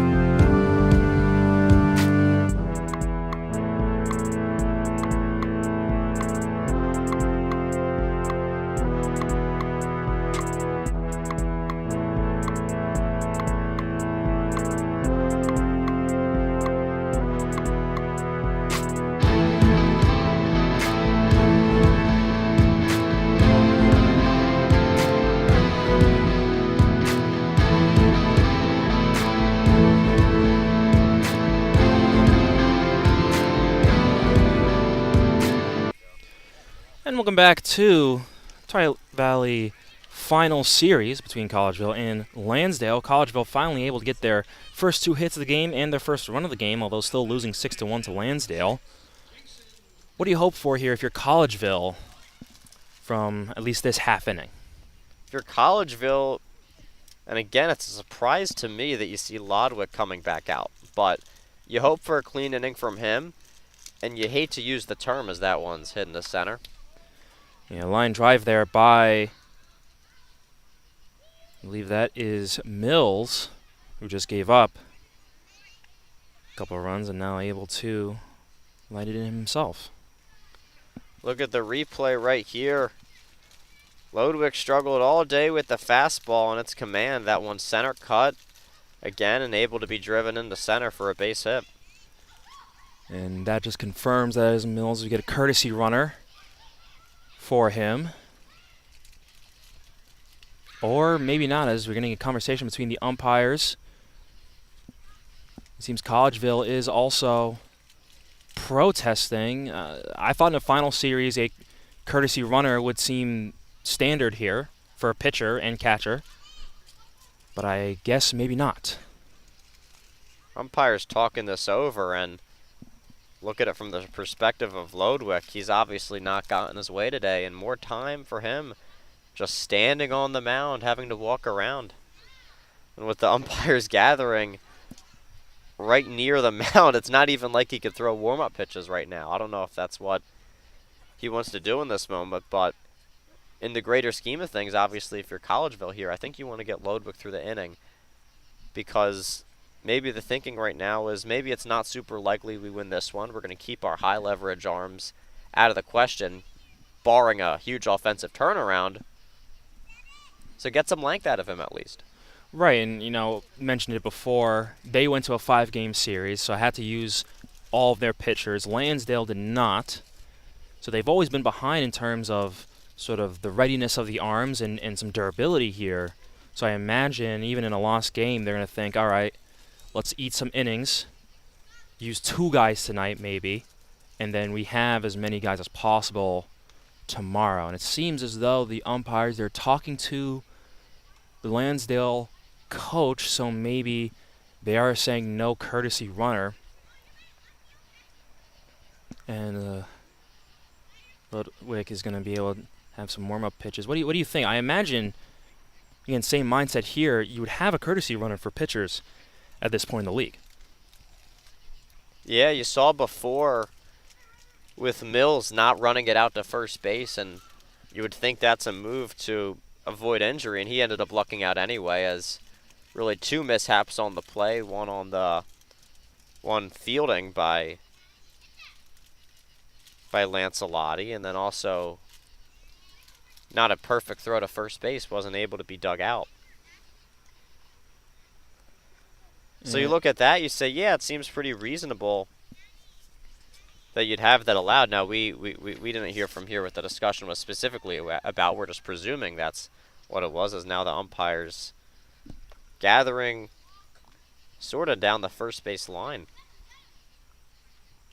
Yeah, again, it seems as though Collegeville protesting. I think part of it might be because Mills was on base before, and there was no courtesy.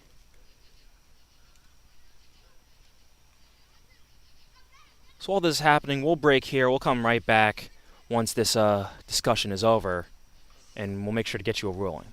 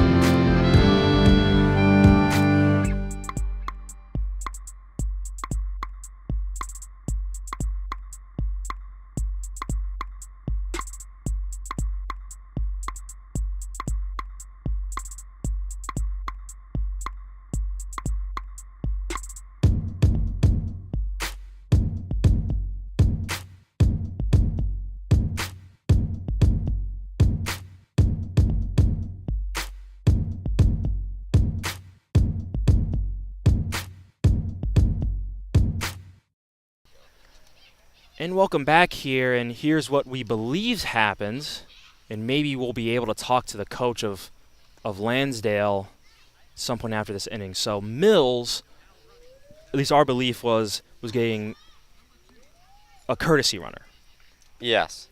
I mean, we'll obviously see what happens after, but yeah, seeming like they're going to try to push Mills through these 7 innings tonight, and you obviously see why. One, you don't want to tax the bullpen if you don't have to, especially in a game that you have a pretty significant lead so far. He's also been sensational. Right, so the difference is courtesy runner is not a substitution. And in a lot of baseball leagues, and we presume in Twilight League as well, if you substitute out a pitcher, right, then if you he cannot come back pitcher, in. Then you need a new pitcher the next inning. Right. However, for courtesy runners, which they don't use in LB anymore, but they do here, maybe, that does not count as a substitution. And so I believe the argument was between whether or not it was a courtesy or if it's a full sub pinch runner. Right. And so Lansdale, of course, as we believe we heard from some from investigative reporting here, we believe they are short on arms right now. And so they don't want to sub out. And, of course, I wouldn't want to sub out Mills either, like just on the basis. Seems like a pretty reasonable decision. Even if they had arms, I don't think they'd want to sub out Mills. And so we believe that's what the argument was about. We'll try to find some more information, maybe in between a half inning or a full inning here. But 2-1 is the count now. Courtesy runner on first, no outs. And I think with what you were seeing, obviously this is just speculation with part of the argument, is that what's very interesting is that the first time, remember when Mills hit the ball to the shortstop, he bobbled it, then missed on the throw, but Mills wasn't running it out. When he reached on that error, there was no courtesy runner there. They let him run. And he's been on base 3 times today, including a single in the second inning. Right, and they haven't courtesy ran for him yet. Yeah, so you wonder if it's just a matter of consistency. Right, which to me has always been a coach's sort of choice. Like, it's not necessary to do it, especially if your guy's fast. I mean, I was rarely courtesy run for as a pitcher because I was fast, and so. But I definitely have had times where it's happened. It's just not often. But right. Grounded to first there. That's gonna be the first out of the inning, and it's gonna move our courtesy runner. Trying to see his number so we can shout him out here. His first pitch strike. Number 2 for Lansdale. That is going to be Devin Ross, who started the last game, did not start tonight. So Ross, right now on base, in place of Mills. It's a swinging strike there for Greenberg.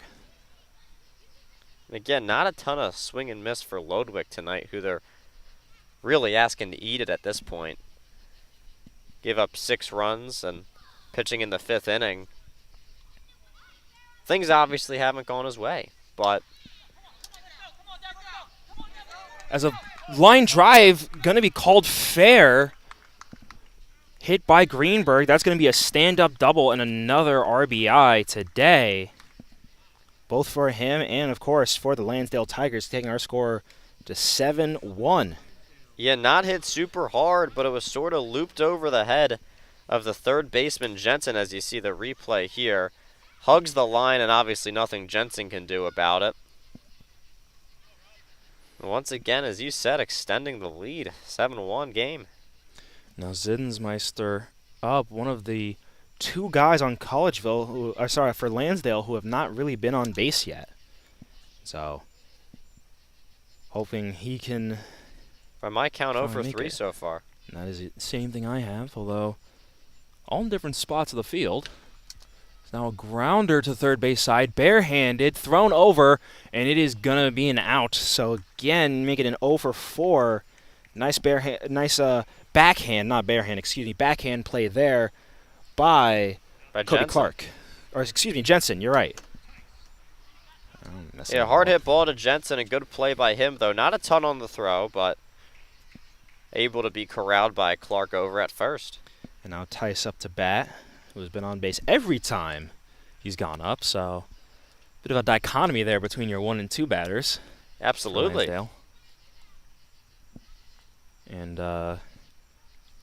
Lodwick had 94 pitches, going to be 95 soon, so you imagine this is last inning no matter what. There's a line drive now into left field. They're waving around the hitter. Never mind, they're not going to wave around the runner. It looked like a smart idea, as that was a strong throw by Hutchinson.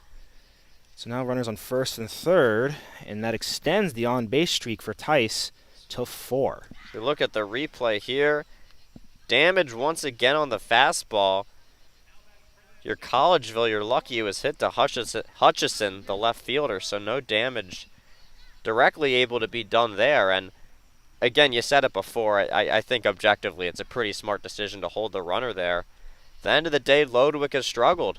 You don't want to get him out of the inning on play at the plate. Make him keep throwing. Make him figure his way out of this inning.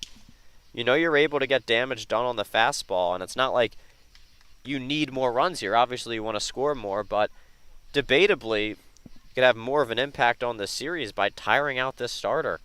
See, maybe a little surprised Tice isn't stealing, as Lodwick, I mean, he threw one pickoff move in the first inning and hasn't really looked that way since. Yeah, there hasn't been a ton of aggressiveness on the bases by Lansdale, to be honest. They had that one stolen base that was stolen off of Lodwick. The catcher didn't even throw it down, but I think it might be the type of thing that it's kind of the same reason that you didn't see the runner be sent there on the last play. Why be extra aggressive if you don't have to? Why run into outs? And a fly ball hit into center field, right to, say, center field, of course, edge it, and that is going to be the last out of this top inning here. Another run scored by Lansdale, and so more work to be done for Collegeville. So we'll take a break here, come back for the bottom of the fifth inning here on Sports Fan Base Network. Hi, I'm Marty Bystrom, former pitcher for the Philadelphia Phillies. In my experience in Major League Baseball, I know how important it is for high school athletes to gain exposure. My friends at Payroll Service Solutions are huge supporters of high school sports and the Sports Fan Base Network. If you are a small to medium-sized business in need of a payroll company, contact Payroll Service Solutions. Not only will they take care of you, they will continue to support the community. For more information, contact Payroll Service Solutions at 215-624-0922 or 866-PAY-EASY.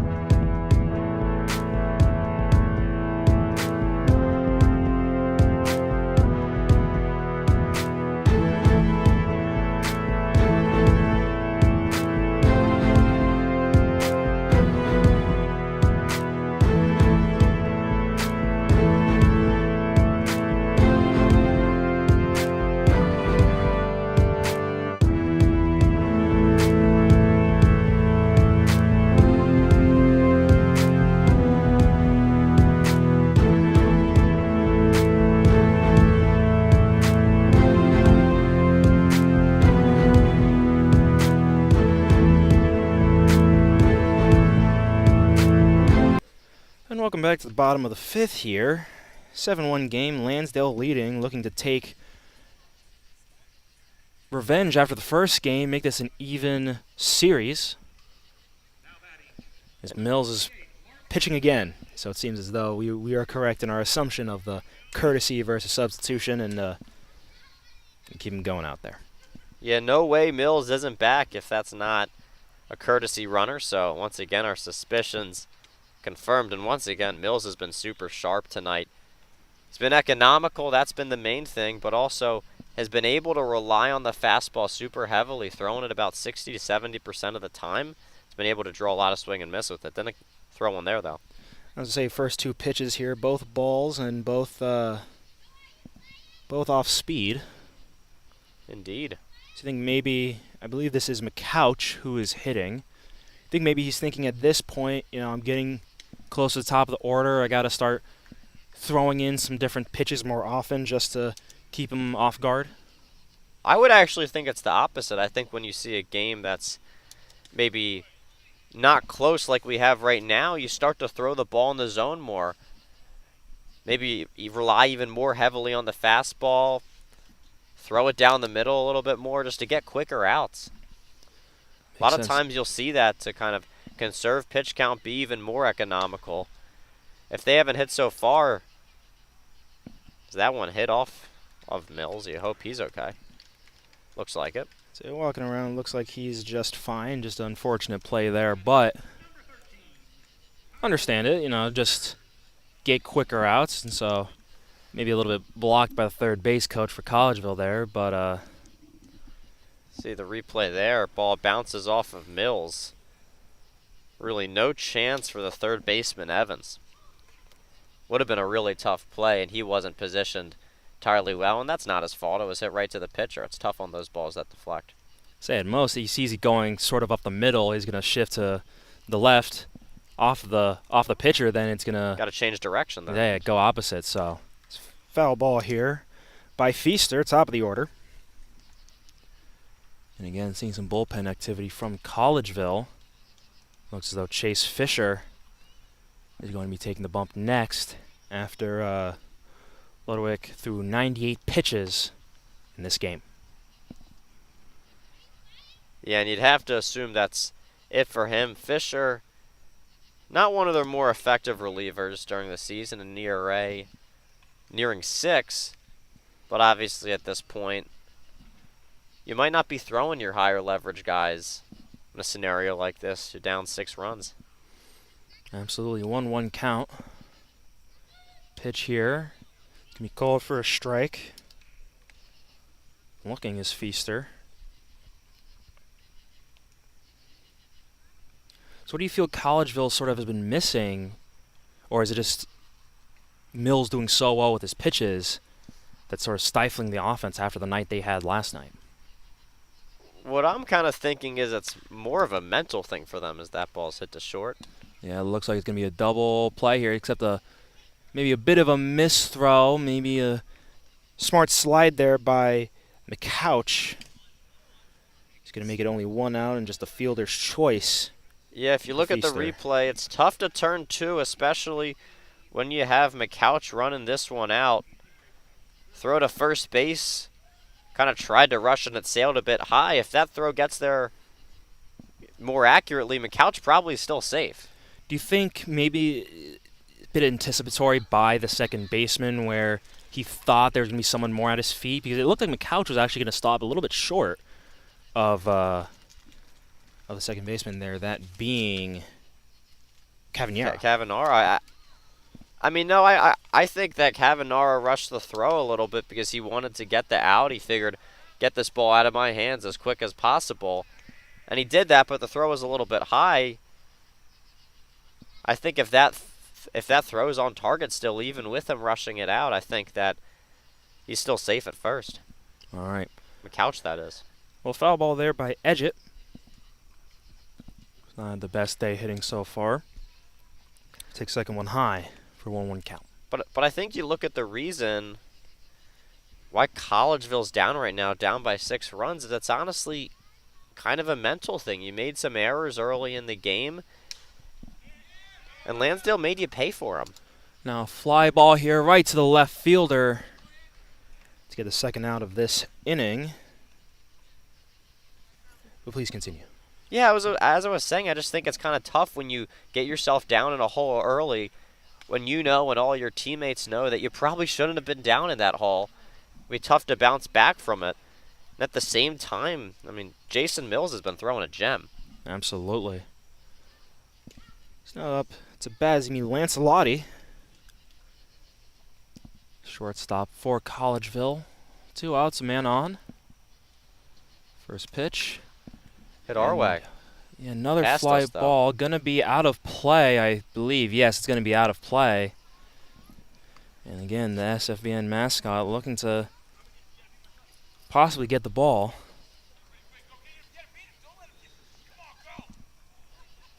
So 0-1 is going to be the count to start. It's probably the closest we've got to a home run today.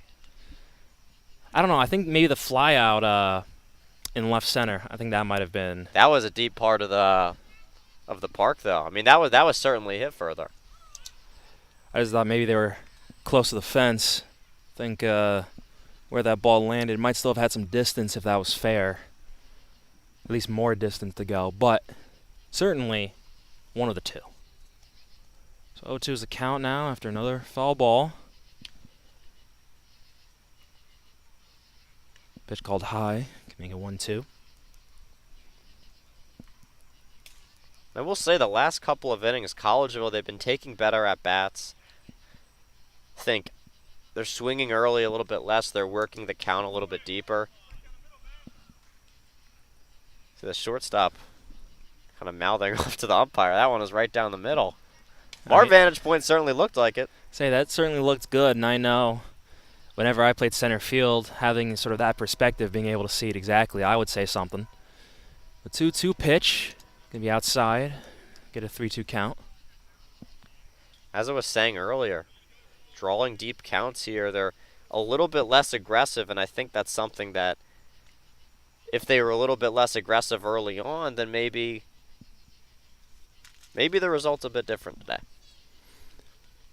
Maybe, although Lansdale's been hitting well as well, so certainly possibly a closer game.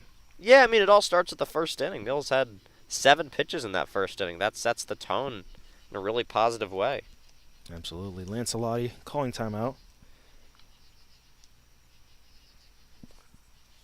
So he looked at the Mills was purposefully taking his time.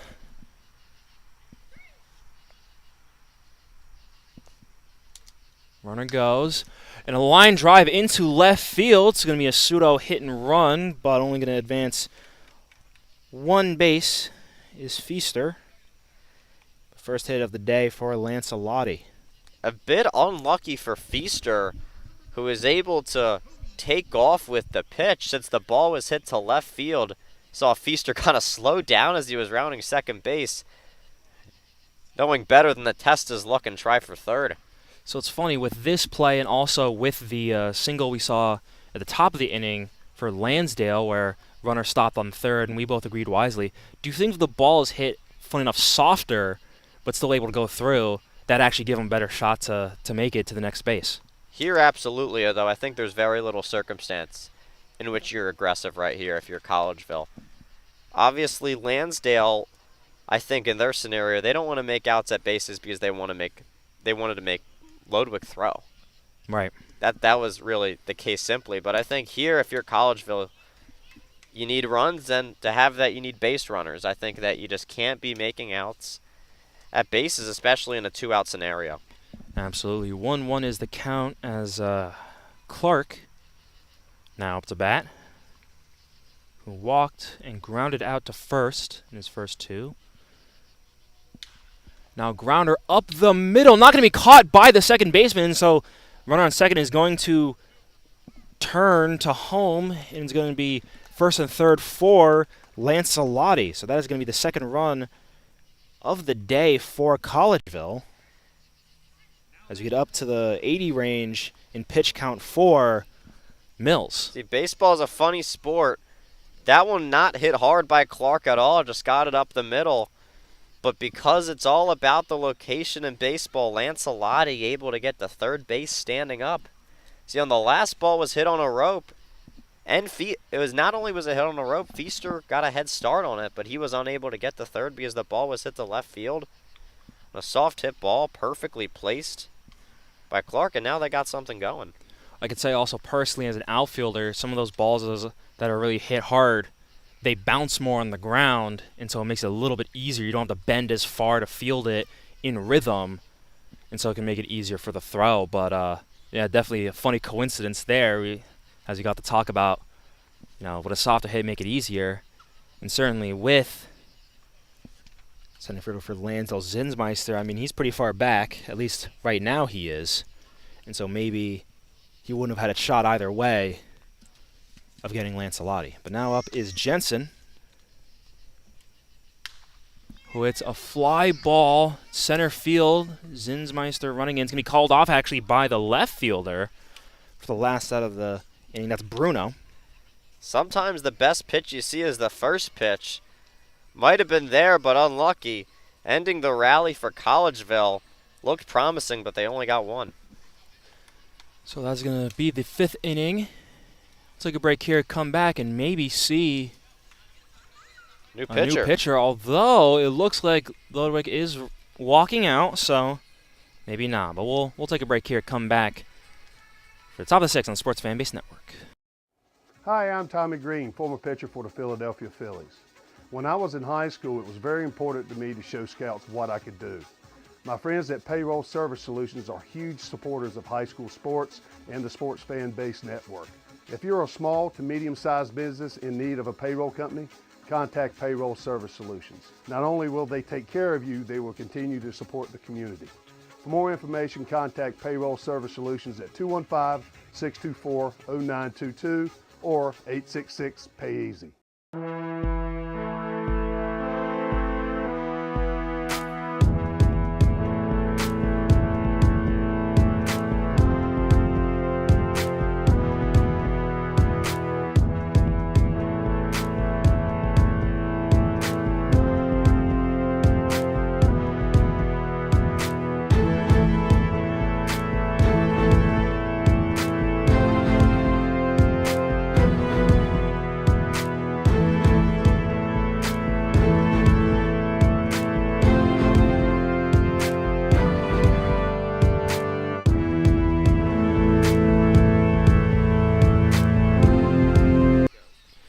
And welcome back.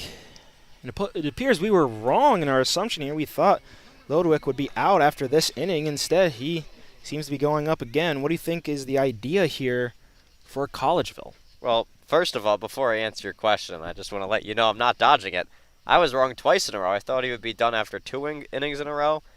Then I adamantly thought he would be done after last inning, but not the case. I mean, the goal is very clear here. You get as much work out of him as you can with the understanding that this game may be out of reach or at the very least unlikely that a game you're going to come back in. You do wonder, though, Tyson, if they ended up scoring a couple there, putting a couple more runs on the board, maybe at least getting this to a 7-4 game, do you see a different result? Maybe. 1-1 count here. It's an off-speed pitch inside. I mean, we've seen some bullpen activity, at least some guys warming up, so we know that there are people ready on Collegeville's side. Yeah, I don't think anybody warming up at the moment, but once again, it was Chase Fisher, I believe, we saw, number 14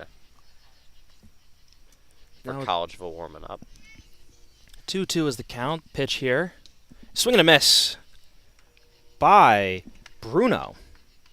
And so that is going to be the 3rd strikeout. All of them by Bruno. So it seems as though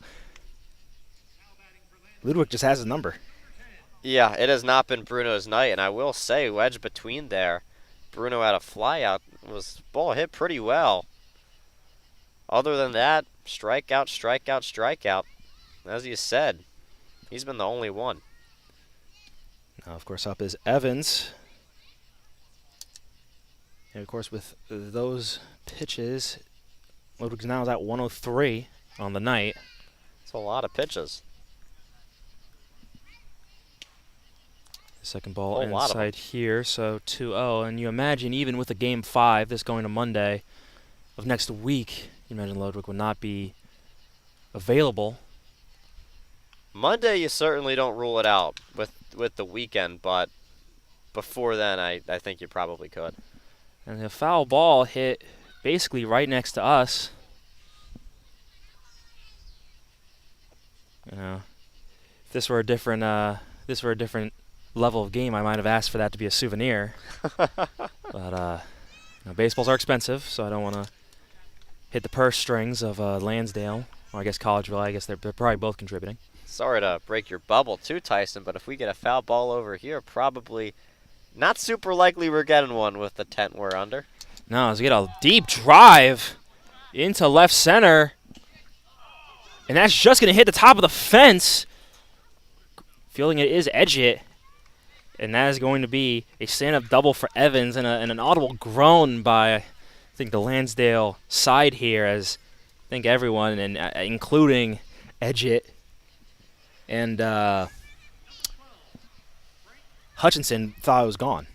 Yeah, you look at the replay here, and Tyson, we certainly have a new winner for closest to a home run.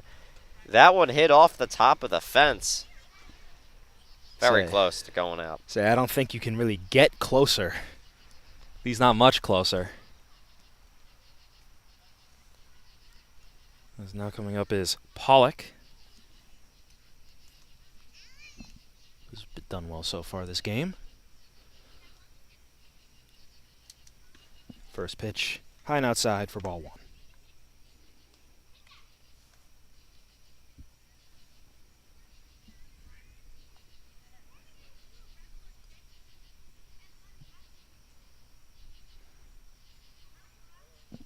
Long time finding his pitch is Lodwick. Now he has it. Yeah, I was looking at the catcher for a good bit there, and it looked like he went with a slider on that. It's going to be ball 2 for him, him and Pollock. Wonder what they do here for sequence. Ball 3 on that fastball. 3-0's the count. 1 out. Here in the top of the 6th. I will say the controls looked better lately for Lodwick, and I think it's been better the last couple of innings than early on. But starting to lose it again here, and it's certainly understandable as he nears 110. Yes, in fact, with this pitch here, that is 110, that's going to be called for a strike. It's a pretty good estimate right there. So now you wonder, maybe they're just going to leave Fisher for the 7th inning. Just try to, again, limit his count, personally. Yeah, is there somebody very lightly tossing? I don't even think he's tossing. He might just be And it looks like stretching. I am wrong as the coach is walking out along with Fisher after that walk there, and that is going to be the end of Lodwick's night at 1:11, the pitch count. Now here comes Chase Fisher, as we mentioned, has a pretty high ERA. Yeah, Fisher was warming up a bit earlier, coming into the game now, and before we talk about him, certainly a good effort by Lodwick. Obviously, it was pretty clear from the start that he did not have his best stuff tonight, but he was really able to persevere and work through the difficulties he had and eat a lot of innings for this team. Obviously, a way a lot of managers are going to play this is regardless how bad a single game is, and this game hasn't completely gotten out of hand. Of course, now we have confirmation from the officiating crew. The officiating crew, although, of course, we saw it maybe even earlier than them. So we'll take a break here as Fisher warms up, and we'll come back when the first batter is in the box.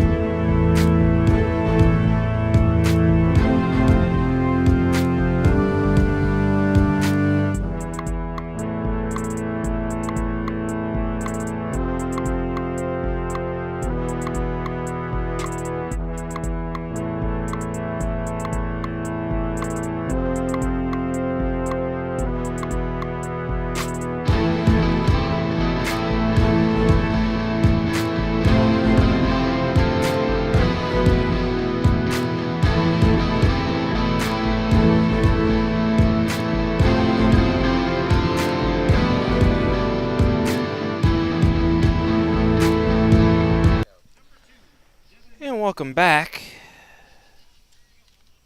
Because now we have a new pitcher, that being Chase Fisher. And as Fisher comes in here, it's again the regular season. It's not especially strong for him. 8 walks and 8 strikeouts, an even number. Well, first pitch strike there. It's a good sign. No whip over 2. Yeah, not great. Hopefully he can close it down here for Collegeville. There's a line drive right over the second baseman in between the center and right field. Another RBI. And now first, third goes around Pollock. Evans scores. And a nice single there, not by Mills actually, by Ross. So it appears maybe Ross is fully subbed in for Mills. And someone else will be on the bump next inning.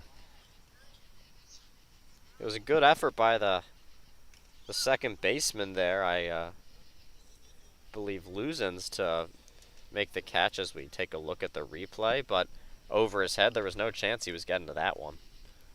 Absolutely. I mean, absolutely crushed ball there. It's game 8-2.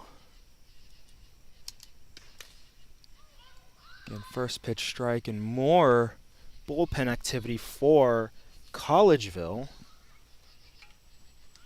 Number 23, Scott Young, seems to be warming up as well. We'll see what happens here. It's interesting to me, you let the starter go so long, then as soon as you go into the bullpen, you already anticipate using 2 guys. See, my thought would be if you use the starter and you really stretch him as far as we can go, which is what we saw, then the next guy you're going to want to be your last pitcher, save the rest of the arms. Absolutely. It's another line drive, this time just short of the center fielder. Scores another run for Lansdale. Moves Ross over to second, and Sperling with his, at least from how I have it, scored first hit of the game. I might be wrong, though. I didn't circle what he actually did. Yeah, that one another clean piece of hitting into center field. Able to score easily on the play was Pollock, who was at third. So now 5 pitches and 2 runs for Fisher. So it's been a tough start so far. So now Greenberg is up.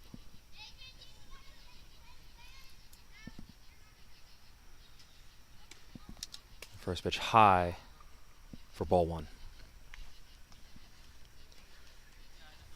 Yeah, and coming into the game, it's definitely been a rough start for Fisher. He's been squared up twice in a row. Obviously 2 balls that weren't hit super hard, but 2 hits nonetheless. A tough start. Second pitch is going to be high again for ball 2, and I definitely agree with you. I thought they would just try to keep Fisher in even if he struggles. But maybe they thought with 1 out beforehand he could do a job, go through really quickly, try to get through the next guy quickly, and then you can use them both tomorrow. And now count is 3-0.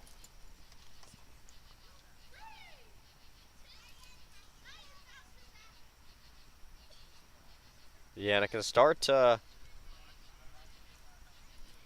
to really snowball on you. You know, when you give up those hits, and then obviously Fisher trying to be careful now as to not give up a good pitch, really trying to make a perfect pitch. To not, you know, give up more runs to limit the damage. Right, but he throws a... But you got to still hit the zone. Walk. Absolutely. Now up is Zinmeister. He's looking for his first hit of the day. Maybe pitching change might finally do it for him. His first pitch in there, called strike. You kind of get the sense that that's an automatic take after 4 straight. I would agree. Yeah. I would see if he looks to swing on this one. I mean, then that one is that was a very low, very inside. So I think he was probably looking to swing there. That was such a a miss of a pitch right there as it crept inside that I think he was kind of able to change course. Sometimes, I'm sure as a batter, you can see it right out of the hand. Absolutely. 1-1 goes inside. That's the thing when, we talked about tunneling earlier, where it's from the same slot. Right. But that's the thing. If you see that, and then you see for some reason the ball's in a very different spot than you're used to, you can already know. Oh, it's almost certainly a ball. That one might be a base bit of a too. blooper, and that is going to be his first base hit. He's almost sliding and losing his footing there. Is Feaster. And now another RBI for Lansdale. So just move everyone one back. As you said, a bit of a looper right here with the right fielder playing back. Even with a good jump, there's no chance you're getting that one.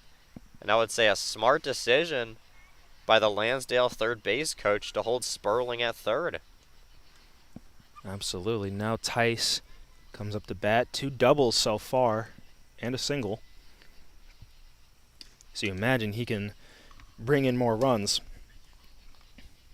Yeah, again, as we said, it's been a struggle for Fisher. No reason to take a chance at the plate right there when you could load the bases and potentially try to clear him here. 2-0 is the count. As we see, again, basically yesterday reversed for Lansdale, where they got blown out. Now they are the ones blowing out Collegeville, and again, similar fashion of a lot of hits, a lot of base runners. That one appeared to be close to the zone. Yeah. Maybe a bit outside. So I believe the count is 3-0. This is another situation right here, and I know I've said it a lot, but I mean, this has to be an auto take on a 3-0 pitch with the bases loaded. Yeah, it looks like it there, sort of based on his demeanor. He's able to throw one over, though. And again, it's a tough spot for Fisher. Because when you've thrown the strike, it's gotten hit hard as it's a run-scoring walk right there. Yeah, I'm bringing in Sperling now. Moving everyone else over one spot. And now Cavagnero is going to be up, and Lansdale has officially batted all the way around in their order in this 6th inning. We started with Bruno, now we're at Cavagnero, so start with Bruno next inning, and if this is a double play here. As a foul ball swung there. I think an interesting decision for sure to swing right there. But if you're a hitter, once you get to a point where it's an 11-2 game and the stakes may not be as high, part of it becomes a guessing game. Do you think that, after all of his struggles today, speaking of Fisher, that he's going to try to just throw a get-me-over fastball and hope that it's hit to the right spot?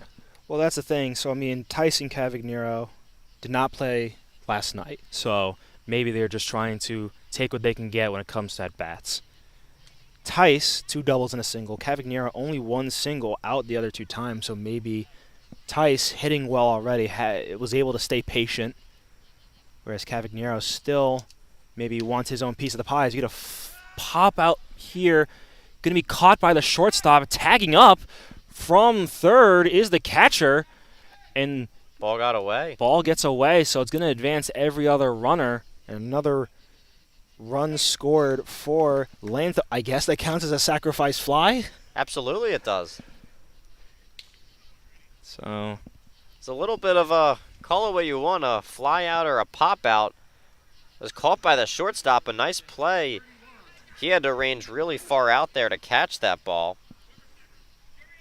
And that's a smart play to tag on, because when you're catching a ball with your back to the field, obviously it's a tougher play for the shortstop and the left fielder, obviously not considering positioning. But it's a tough play for the shortstop after that. Turn your back to the field, wind up and make the throw. And that ball's absolutely crushed And that's going to be a 3-run home run for Bruno, finally able to get on the board. And he does it about the best way possible with an absolute dinger. Yeah, baseball is a beautiful game. In a game where the Lansdale Tigers were really able to pour it on offensively. The one guy that was struggling was Anthony Bruno. 3 strikeouts and a flyout. As we look at the replay here, I mean, Tyson, this one is pretty much a no-doubter off the bat. Hey, nothing is worse than our camera's going to get it, the little trot from the left fielder when you know, yeah, there's no way I'm getting that one. Couple of fans in attendance went to retrieve that one as we got a 15-2 game. And with that, that is now 4 games out of 5 for Bruno where he's hit a home run. You imagine if Lansdale wins, he might be MVP or named playoff MVP. Imagine. I can't imagine. Why not? As another deep drive into left center field, back at the fence. He's going to drop just short of the warning track, and it's going to be another stand-up double for Evans, who's gone about as close as you can get to 2 home runs without getting 2 home runs. So look at this one right here. That ball squared up as well by Evans. And he sent this one for a ride. Once again, I thought that one could have left too. The fence lowers pretty significantly once you get to the yellow part. And we're seeing now the first bullpen activity for Lansdale. I believe the number is 3. Am I seeing that correctly? It appears to be 3, but I don't have a 3 on the roster. His first pitch called for strike. I don't know if number 19 Hull would be kind enough to tell us who is warming up here. Mike Christie. Here he is. I, for some reason, couldn't find him. Thank you. So maybe we'll see a pitching change. As the count is evened up to 1, or not evened out, but now it's 1-1.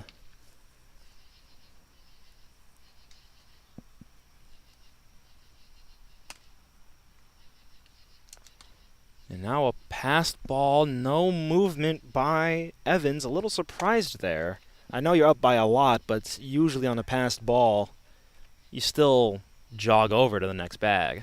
Yeah, I'm a bit surprised there too. I thought that would have been an easy base to take. Obviously, there's nuance in the game. When you're up a ton, you might not want to force the issue as much, but we just saw a few minutes ago on that sac fly play to the shortstop. It was an aggressive tag up by them, so I feel like they've really picked their spots, and maybe that's just a strategy thing. Maybe they have a reason for why there and why not. You also got to consider this game's even more out of hand than it was the spot of that sac fly. And a strike 3 call on Pollock.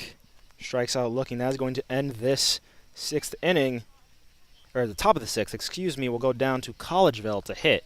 See if they can at least do something to end off this game here. Sports Fan Base Network. Hi, I'm Marty Bystrom, former pitcher for the Philadelphia Phillies. In my experience in Major League Baseball, I know how important it is for high school athletes to gain exposure. My friends at Payroll Service Solutions are huge supporters of high school sports and the Sports Fan Base Network. If you are a small to medium-sized business in need of a payroll company, contact Payroll Service Solutions. Not only will they take care of you, they will continue to support the community. For more information, contact Payroll Service Solutions at 215-624-0922 or 866-PAY-EASY.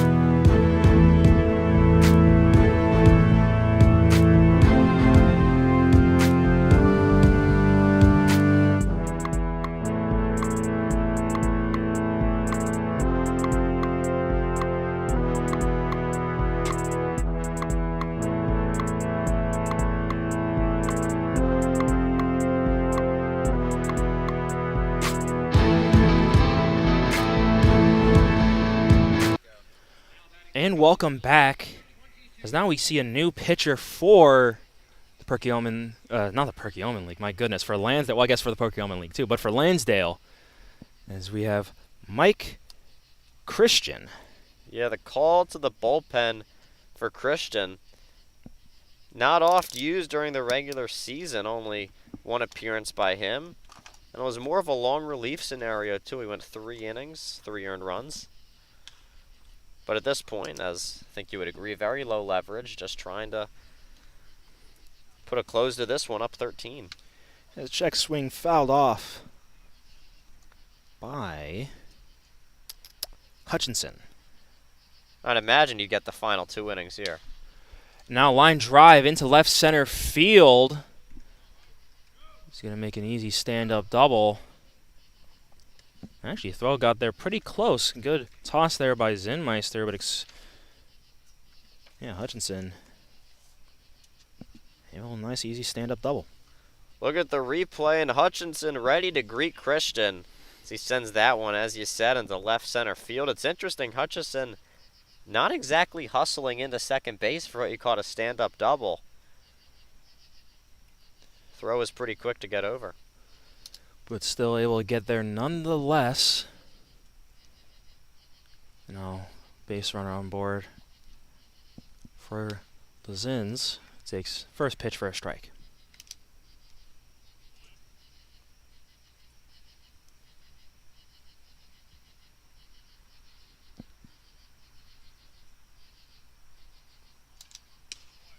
Good pitch right there.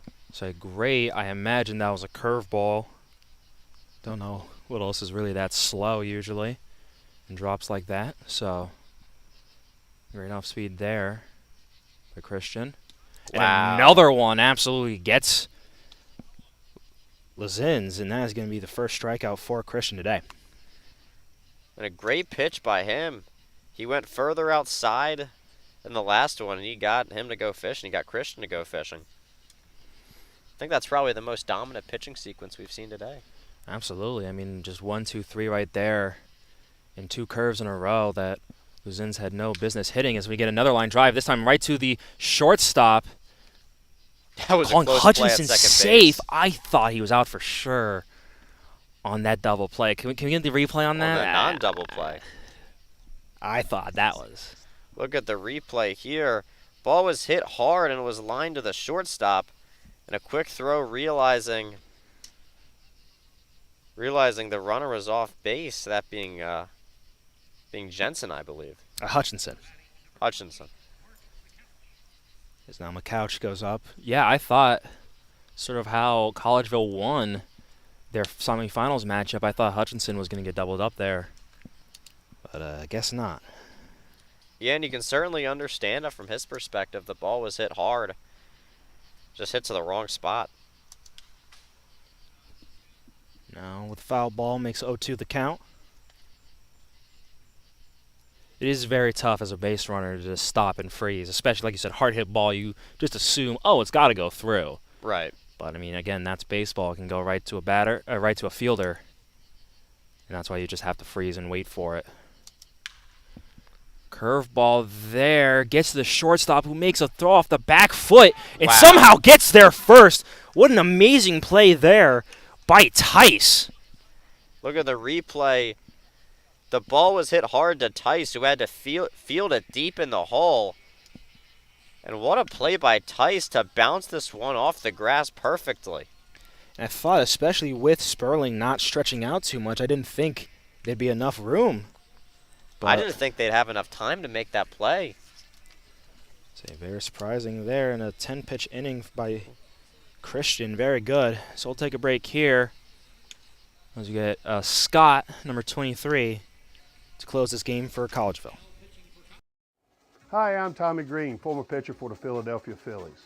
When I was in high school, it was very important to me to show scouts what I could do. My friends at Payroll Service Solutions are huge supporters of high school sports and the Sports Fan Base Network. If you're a small to medium-sized business in need of a payroll company, contact Payroll Service Solutions. Not only will they take care of you, they will continue to support the community. For more information, contact Payroll Service Solutions at 215-624-0922 or 866-PAY-EASY.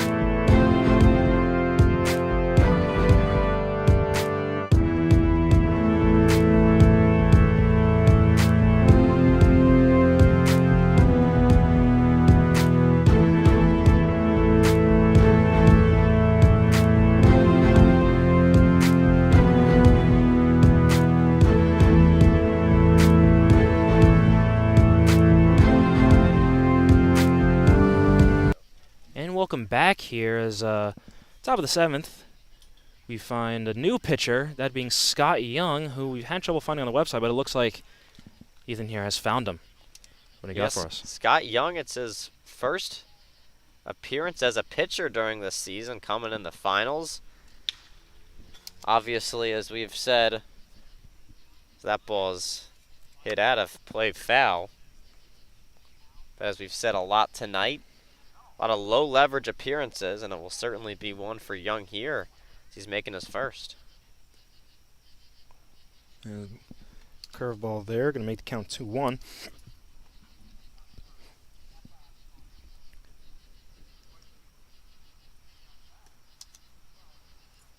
Now 3-1 is the count.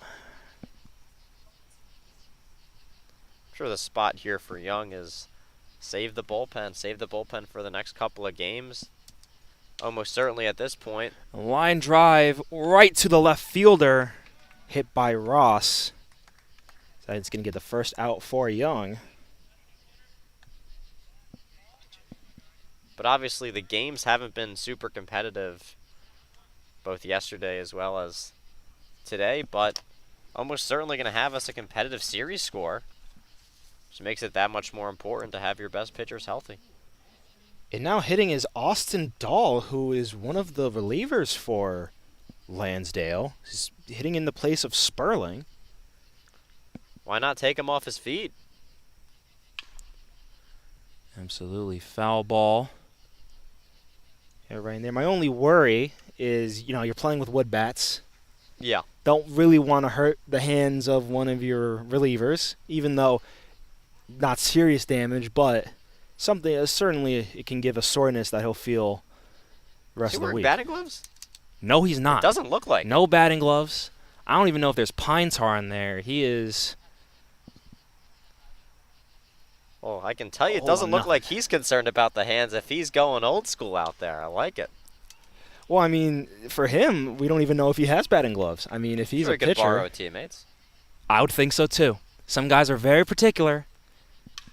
As a line drive right in front of the center fielder, and that is going to be a base hit for Dahl, who now, if he never goes at bat again, is going to have arguably the best hitting stats on anyone in this series. Absolutely. Talk about perfect. Got a position player on the mound and a pitcher at the plate. That's the pitcher at the plate who wins. You guys confused yet? It's kangaroo court out here as we have Greenberg up to hit. He's still catching, I suppose, and a hard grounder right to the left of, I believe, Clark. I'd love to see the replay here, but it seemed like the shortstop would have had a chance at this ball. He didn't break early. So we look at the replay here. Maybe he didn't break early enough, but that ball looked like it could have been playable. It's tough. I mean, I think hard hit ball, and then it sort of died in the grass once it got to the outfield, so maybe it looked more attainable than in the live action. But up now Zinmeister, who got his first hit of the series earlier, and now lines it right in front of the left fielder, so he's going to get another single here. maybe padding his stats a little bit, but either way, Listen, if another base runner for you have Lansdale. Collegeville bringing in a position player, it's all fair game. That's a good point. Is They Tice? don't want him to pad his stats, they bring another pitcher in. That's true. Now Tice can come up to bat here. Been on base every time he's been up this game. Will he be on base again as he swings at the first pitch for a foul ball? I think right now you'll see it with both teams too. Some of the guessing takes out of it, whether I want to lay off, whether I want to swing. I think you'll see both teams be a little bit more aggressive here with this game out of hand. Curveball in the dirt going to be 1-1, and you know umpires at this point they're about ready to go home as well, so maybe widening the zone. Well, you want to know with that generous safe call last inning. I guess that's true. I think we both thought on that potential double play and the throw back to second base. Yeah. Obviously not a perfect angle here, but looked like the throw beat him. 1-2, another ball in the dirt. Get 2-2.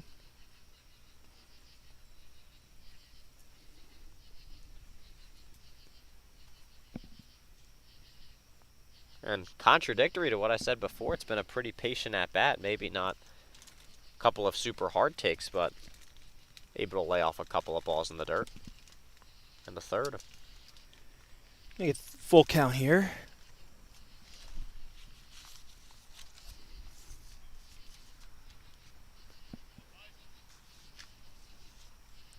In the pitch. And another walk, so Tice continues his on-base streak. 6 in a row. And will walk in another run for Lansdale.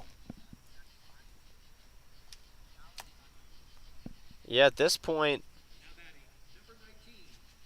as I was saying before, you would think that both teams would be a little bit more aggressive, but if you're not throwing competitive pitches near the zone, then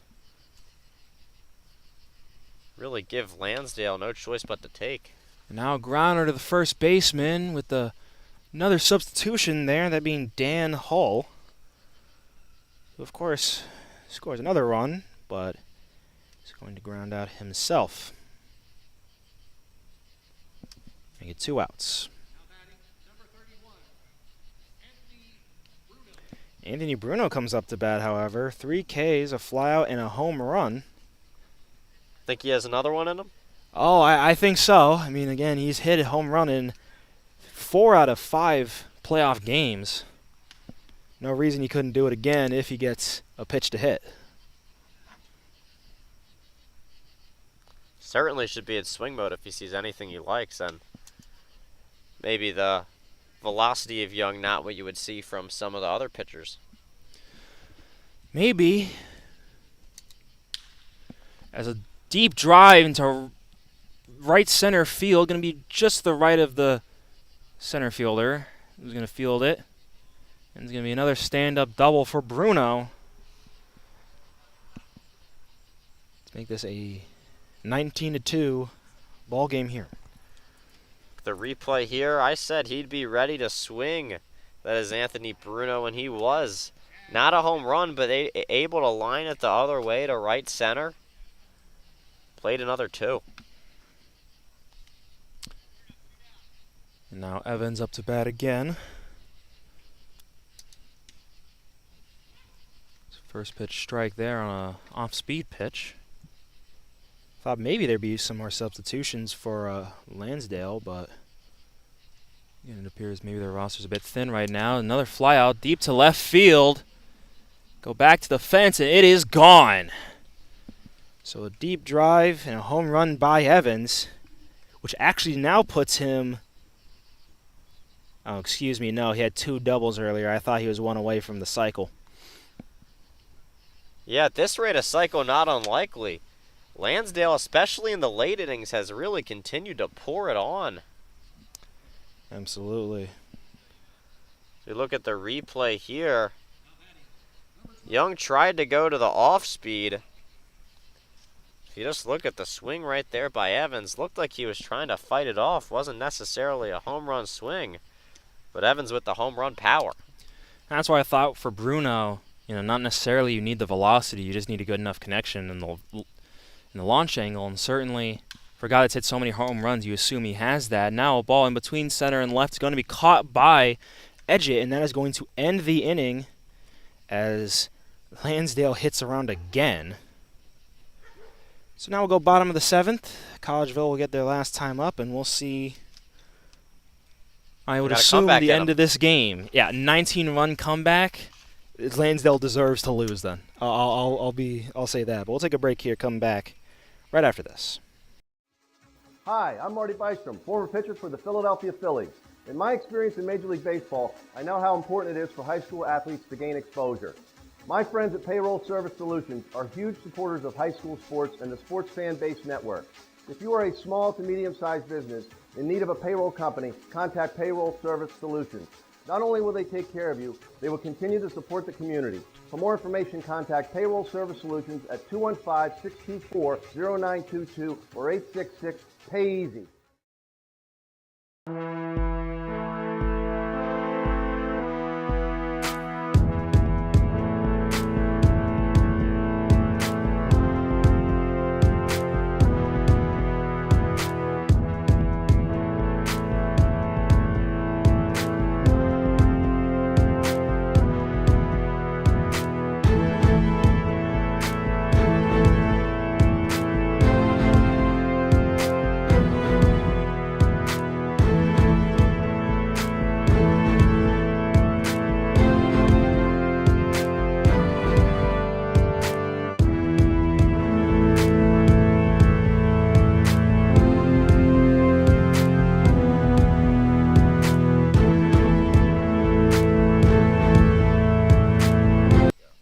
Welcome back here for the the bottom of the 7th. Top of the lineup for Collegeville. Feaster. It's first pitch ball. I think having 2 3-hour baseball games is driving me crazy here, Ethan. Really? Seemed like you wanted another half inning. No, I'm good. I'm good. 2-0 is the count for Feaster. Good velocity on that one. He swings at the high heater, and it appears his elbow guard falls off. I never wore one of those. You ever wear one of those? I have not personally, no. I always feel like it would just interfere too much, but 2-1. Ball low.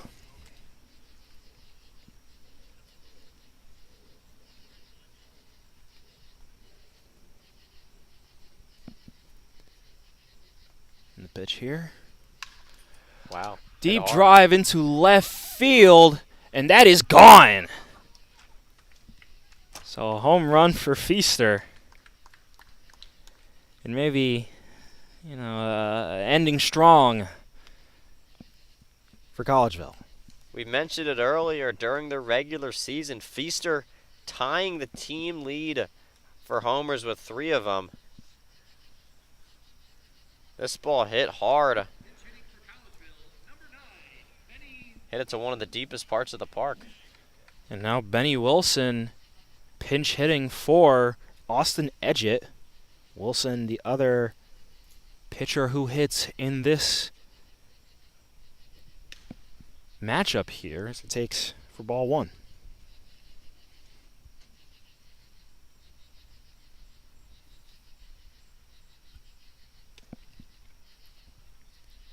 Check swing there, and they're going to call strike, and I think that's the correct call there. Yeah, you definitely saw him go around on that pitch. Now a ball, I assume on the outside corner there for strike 2. Make this a 1-2 count.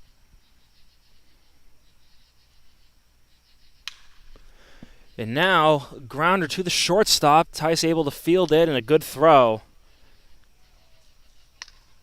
And a trip by Benny Wilson. It's just a sign of how this game is going for Collegeville. Obviously, last night and tonight, 2 entirely different tales, almost a flip of each other, as Collegeville able to dominate last night as, look at this strong throw by the shortstop. Not exactly a clean defensive game by both teams, but good play there. Yeah, it looks as though Tice tripped on the the outfield grass or the lip there. As Lansdale fouls the first pitch off.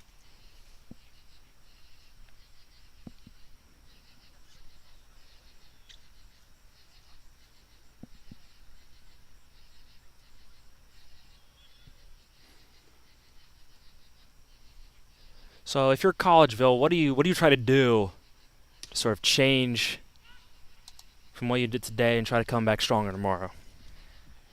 Well, it's tough. I think it's tough to answer that question when you lose by 19. So I don't think it's really a single thing that you did right or you did wrong. I think everything for them kind of just was off today. You know, I think that's the best way to put it. You obviously had a dominating win yesterday. I think you really just have to flush it. Forget today happened. Remember that, you know, in the regular season, you came in as the 2 seed. You played a really strong season in this league. So I don't think there's really a specific single improvement that you look to make. And a grounder again to Tice. Another strong throw, and it's going to be another out. There, 2 down, 1 more to go until the end of this game. Now, this was a matchup in 2023. Lansdale got the better of Collegeville. So you assume Collegeville trying to win this one back. But I say that just to say, you know, usually in these leagues, guys stick around for a while. Yeah. Sort of get to know each other. You think maybe someone in Collegeville is going to text someone on Lansdale and say, hey, what you guys do, you know, because they lost by a ton and now win by a ton here, so maybe some sharing of the secret sauce there to try to make this competitive. Pitch here fouled off by Clark to make this 1-1. This time not hearing a car, although I did the last foul ball hit in that direction, although I don't think it's close to anyone here at the broadcast tent's car.